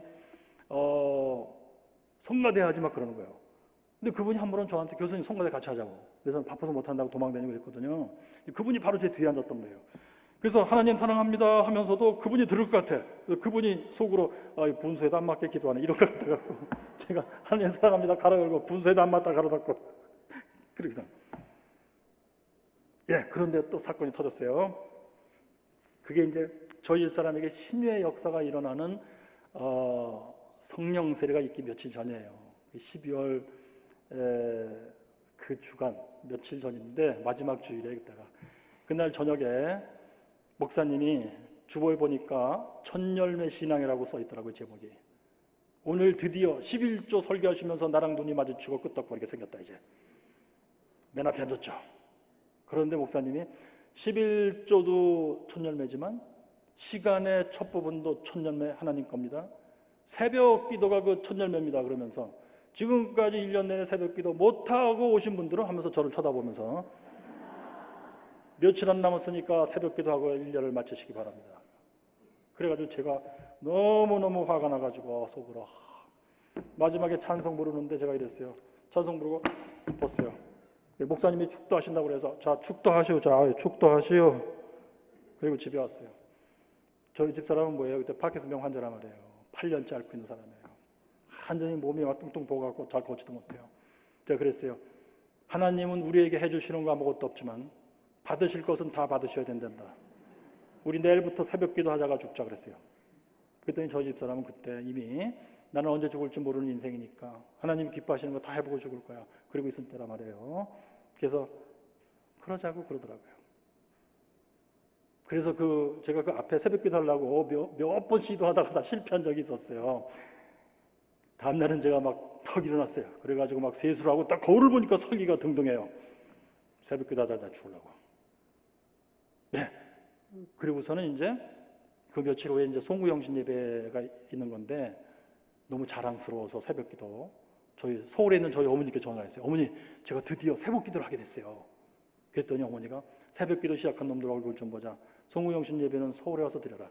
그래서 저희 부부가 같이 서울 가서 그런데 거기 뭐 한 3,000명 모이는 교회예요. 거기서 이제 성만찬을 이제 하시게 되는데 그때 저희 집사람이 성령 세례 체험을 하게 돼요. 예수님의 상반신 가시관을 쓰시고 피를 절절 흘리시는 예수님의 피가 막 여기 바닥을 막 절절 흘러나가고 사람들이 그걸 전문정문 밟고 나가서 성만찬 받고 들어가고 여러분 성만찬을 받으라 그리하면 내가 은혜를 주리라 하나님이 약속하셨잖아요. 그리고서는 이 성경 봉독한 그 음성이 막 우리와 같은 소리로 뭐 쪼롱쪼롱 울리면서 저희 집사람의 은혜를 받게 돼요. 그게 이사야 43장인가 그래요. 옛적 일은 잊어버려라 옛날 일은 잊어버려라 그거 있잖아요. 내가 새 일을 행하리라 광야의 길을 내고 사막의 강을 내리라 그거요. 근데 저희 집사람이 내가 인생이 그렇게 된 건데, 아니 하나님이 그렇게 하신다고? 성경을 내가 몇 번 읽어봤지만 그런 말씀 있는 걸 본 적이 없어. 그런데 지금 하나님이 그 말씀을 나한테 주시는 거야. 그래서는 막 설교 시간에도 눈을 감아도 그 글자가 보이고 눈을 떠도 그 글자에 보이고 막 그렇게 된 거예요. 그래서 이제 그날 저녁에 저희 형님 댁에 가서 잤죠. 새벽쯤에 4시쯤에 잠이 깼는데 저희 집사람 저한테 그러는 거예요. 여보, 내가 꿈속에서 병이 다 났다고. 근데 그때 이제 파킨슨병을 해가지고 손이 떨리고 있을 때예요. 아니 여보, 지금 병세가 그렇게 깊은데 그런 거 다 개꿈이야 라고 병 났다고 그런 거 믿다가 더 실망할까 봐 제가 그랬어요. 근데 자세히 얘기하더라고요. 여보, 그게 아니고 병이 완전히 다 났는데 아주 건강해졌대요. 그런데 자기가 평생 모르는 교회인데 이렇게 여선교회 성가대가 다 여잔데 이렇게 옆에 있잖아요 되게. 근데 앞에 서 있더래요. 그 자기가 이 가운데 통로에 서서 막 주의하는데 그 뒷모습을 봤대. 막 그랜드 피아노 있고 막. 제가 그랬어요. 그런 거 개꿈이라니까 믿지 말라고. 네. 그런데 그 이제 3개월 뒤에 저희가 박흥순 할머니라고 자궁암 말기 걸린 할머니를 어떻게 알게 돼갖고 저희 집에서 모시면서 충대병원에 모시고 다니면서 한 70여일 방사선 치료받고 왔다 갔다 하다가 기적같이 그 할머니 병도 나버리고 저희 집사람 병도 나버리는 그런 체험을 하게 돼요. 자, 그런데 10월에 우리 감리교에서는 계사회 있잖아요. 여성교 계사회. 그래서 그 지방도 성가 경연대를 하자고 이제 약속했어요. 그래서 저희 이제 교회도 열심히 준비를 하고 갔죠. 저희 집사람이 음대 출신인데 지휘하면서 연습을 시켜서 대전에 있는 선화감리교회라고 거기 갔어요. 대회니까 이렇게 성가대가 옆에 있는 게 아니고 앞에 들어섰어요. 그래서 저희 집사람이 저기 서가지고 지휘를 했단 말이에요. 따라간 집사님이 저 뒤에서 이제 사진을 찍은 거예요. 사진이 나왔어요. 저희 집사람한테 보여주니까 아이고 사모님 등허리만 크게 나왔네요. 제가 사진을 잘못 찍었어요. 저희 집사람이 딱 보더니 여보, 이게 바로 내가 꿈에서 본 그림이야 그러더라고요. 그래서 제가 받아보고 그래야 아우 내가 개꿈이라고 그랬는데. 여러분 제가 부흥사가 돼가지고 20년 넘게 부흥사를 했습니다. 그때 제가 증거하는 말씀들이 다 이겁니다. 그 후로 이제 막 기적 같은 일들이 계속 일어나는 거예요. 여러분, 그런데요, 그렇게 가지고 제가 천사처럼 된 것 같으세요? 아니시죠? 예. 제가 부흥에 10년 인도하고 우울증에 걸리게 됩니다. 제가 아까 목사님 말씀하시는데 제가 진천지방 두 번째 왔을 때가 우울증 앓고 있을 때인가 봐요. 내가 우울증 앓고 있습니다고 얘기했었대요. 그래서 그거 기억하고 있는 분 계실지 모르니까 그 후에 어떻게 됐는지 궁금하다고 얘기하라고 그러시더라고요. 좋아요. 2007년부터 제가 우울증을 앓게 됩니다. 그것도 제가 10년 동안 제가 월급 받으면 성경에 있는 말씀대로 매뉴얼대로 잠언 19장 17절 가난한 자를 불쌍히 여기는 것은 여호와께 꾸이는 것이니 그 선행을 갚아주시리라. 그 말씀은 뭐야? 가난한 자를 도우면 물질적으로 그건 하나님께 꾸어드리는 거래요. 하나님이 꾸어가시고 그것을 갚아주신다는 거예요. 그래서 10년 동안 열심히 했어요. 그때 저는 자가용도 없고 컴퓨터도 없고 다른 사람들은 다 아파트 그걸 뭐야 청약인가요? 그거 들고 아파트 사시고 했는데 저는 아무것도 못한 겁니다. 10년 됐을 때 저한테 우울증이 왔어요. 그때 제가 집사람한테 그랬어요. 여보, 지금까지 내가 번 돈이 더 어디 갔어? 그랬더니 저희 집사람이 하나님 말씀대로 순종하고 살았는데 지금 와서 후회하는 거야. 아니 후회는 안 했는데 궁금해. 그랬어요. 그랬더니 2, 3일 뒤에 그래요. 노후 대책 때문에 그러는 거야? 아니 궁금해 그냥. 그래서 집사람을 통해서 하나님이 역사하신 게 있어요. 그건 나중에 혹시 기회 되면 말씀드릴게요. 그리고 나서 이제 제가 우울증에 걸려서 2007년에 그게 2008년 1년 반 동안 약도 먹고 뭐 하면서 엄청 고생했어요. 그러다가 2008년 여름에 8월 달에 열흘 동안 갑자기 우울증이 나버린 거예요. 깨끗하게 나버렸어요. 난 줄 알았어요. 근데 그게 아니고 제가 그 후로 한 5년 동안 저를 괴롭힌 질문이 있었어요. 왜 인생은 예수 믿어도 괴로우냐 이거였습니다. 저를 끊임없이 괴롭힌 게 그거예요. 제가 강의하다가도 저는 우울증에서 분노가 특징이었어요. 강의하다가도 막 분노했어요, 제가. 예, 막 교회를 욕했어요, 그냥. 죽으면 썩을 궁뎅이들을 왜 이렇게 비싼 차에 싣고 다니는 거야? 뭐 이러고. 그러면 걔네들이 듣고 아버지한테 전화해. 이선희 교수님 미쳤어요. 예. 예, 그래서 전국에 다 유명하게 됐어요. 이선희 교수 빨갱이 됐다 이렇게요. 예. 그게 중요한 게 아니에요. 좌우지가 괴로웠어요. 그러면서 이제 깨달아 나가던 중에 2014년 제가 깨달았어요. 아하, 중요한 진리는 다음에 혹시 기회가 되면 와서 말씀드릴 테니까요. 예.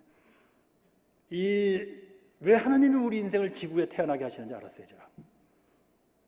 여기는 행복한 교도소, 거룩한 교도소예요. 우리 마음대로 되는 데가 아니에요.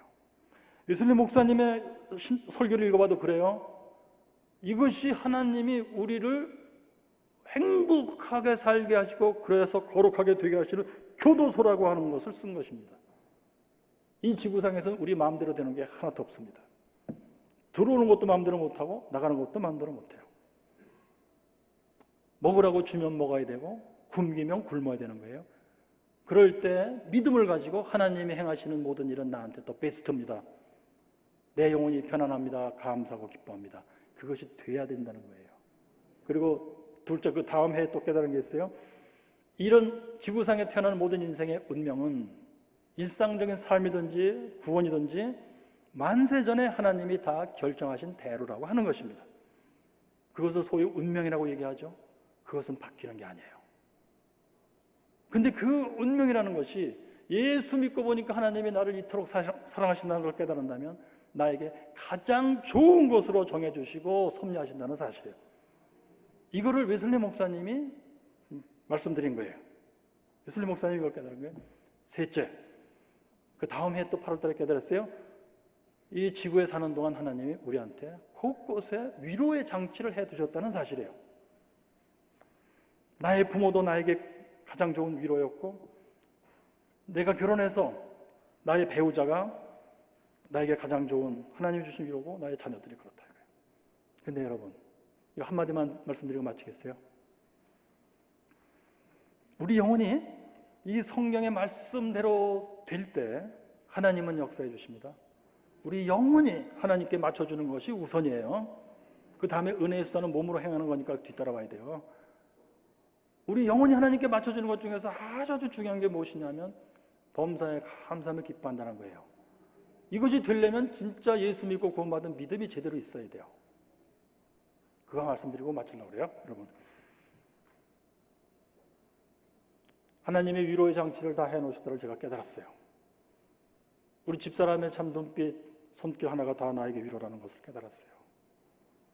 그게 2015년인데 그해 12월 달에 저희 아이가 이제 2015년 되려고 하는 그때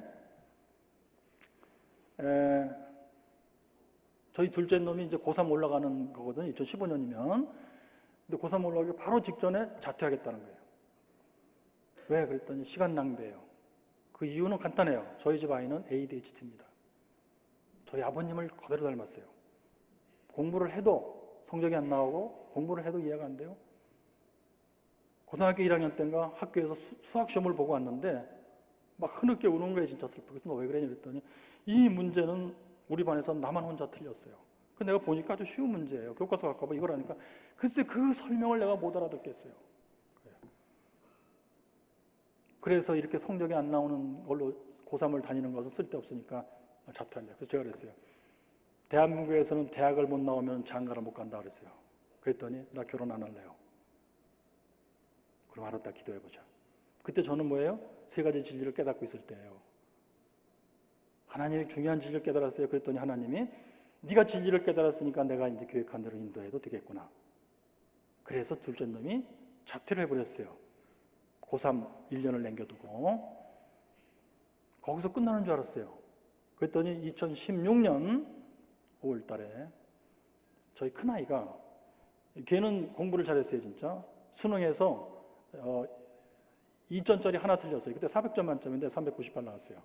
대전대 한의대대고 개원에서 대전에서 한의사 잘하고 있었는데 2016년 34살에 고속도로에서 밤중에 과속 졸음운전해서 사고 나서 혼자 하나님께 갔어요.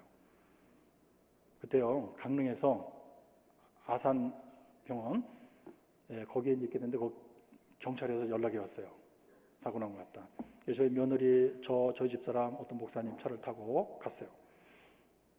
가서 이제 그 아산병원 거기 아산현대병원인가요? 가서 봤더니 영안실에 우리 큰아이가 누워있더라고요. 차갑게 식어갖고. 경찰이 오라고 해서 갔어요, 다. 그래서 이제 조사를 받고, 오후 2시에 나왔어요. 하루 종일 정신이 없어요. 밥을 먹었나 먹었나 정신이 없어요. 그날 오후 2시에 나와가지고 저희 집사람을 경찰서 마당에서 그 얼굴을 처음 제가 자세히 봤어요. 그랬더니 얼굴이 펄겋게 상기돼가지고 얼이 빠졌더라고요. 얼이 빠졌어요. 제가 끌어안고 불현듯 제 입에서 나온 말, 저도 모르게 나온 말이 뭐냐면, 하나님이 가장 좋은 때 주시더니 가장 좋은 때 데려가셨다. 감사하며 기뻐하자 그랬어요. 그랬더니 저희 사람이 당신 말이 맞다. 그러면서 막 엉엉 울더라고요.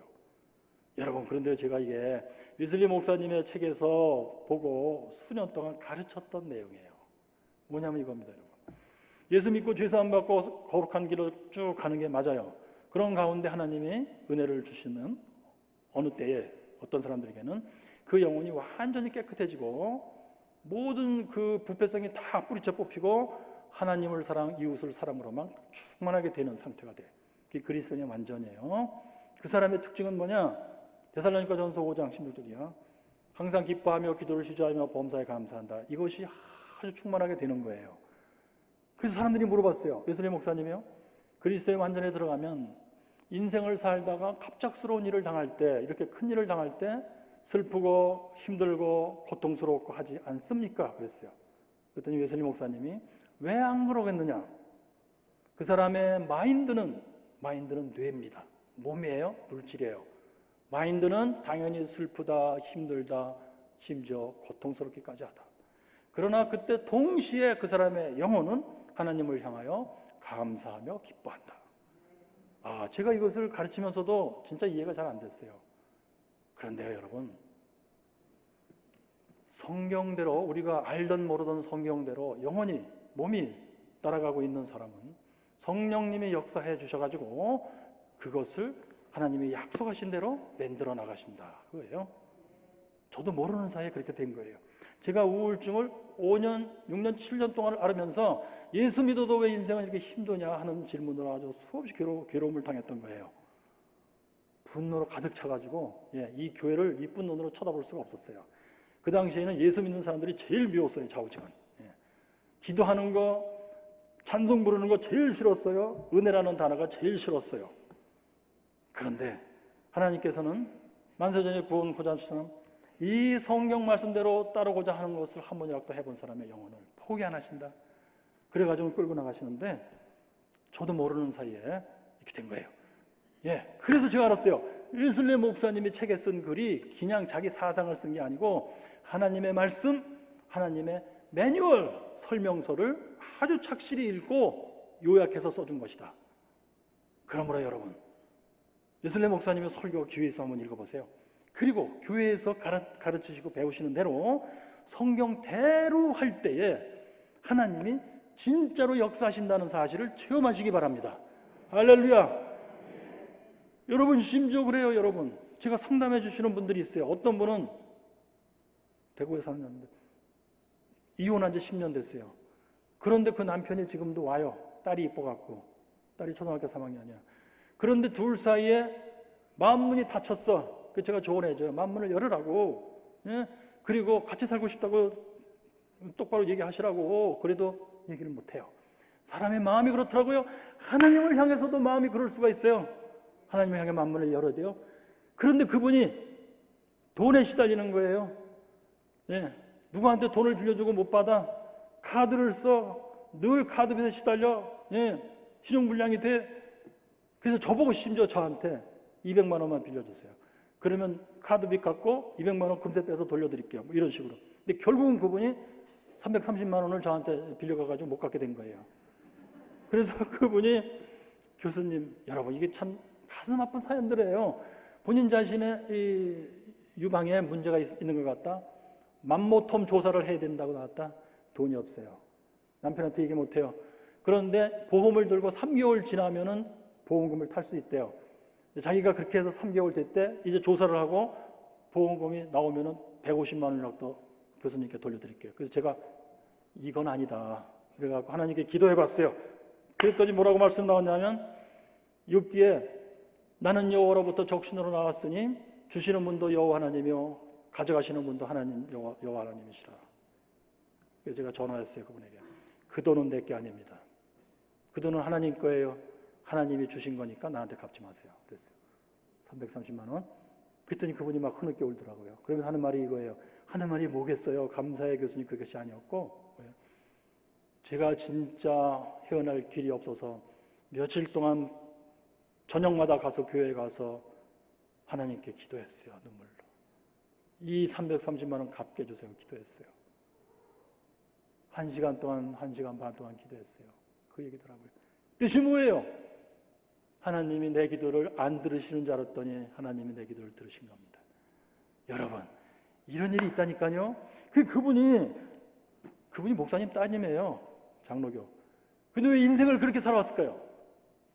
성경 매뉴얼들을 안 왔기 때문이에요. 근데 모르는 사이에 성경 매뉴얼에 맞춰주는 순간이 있단 말이에요. 그때는 하나님이 여지없이 역사하신다 이겁니다. 이런 식으로 또 할렐루야. 우리 웨슬리 목사님의 회심 체험에서 배울 수 있는 게 이것입니다. 여러분들의 삶에 이것을 적용하시고 하나님을 다 체험하시고 이 하나님을 주변 사람들에게 증거하시고 간증하시고 복음이 퍼져나가서 이 진천이라는 도시가 지금보다 더욱 복음의 도시가 되시기를 예수님 이름으로 축복합니다.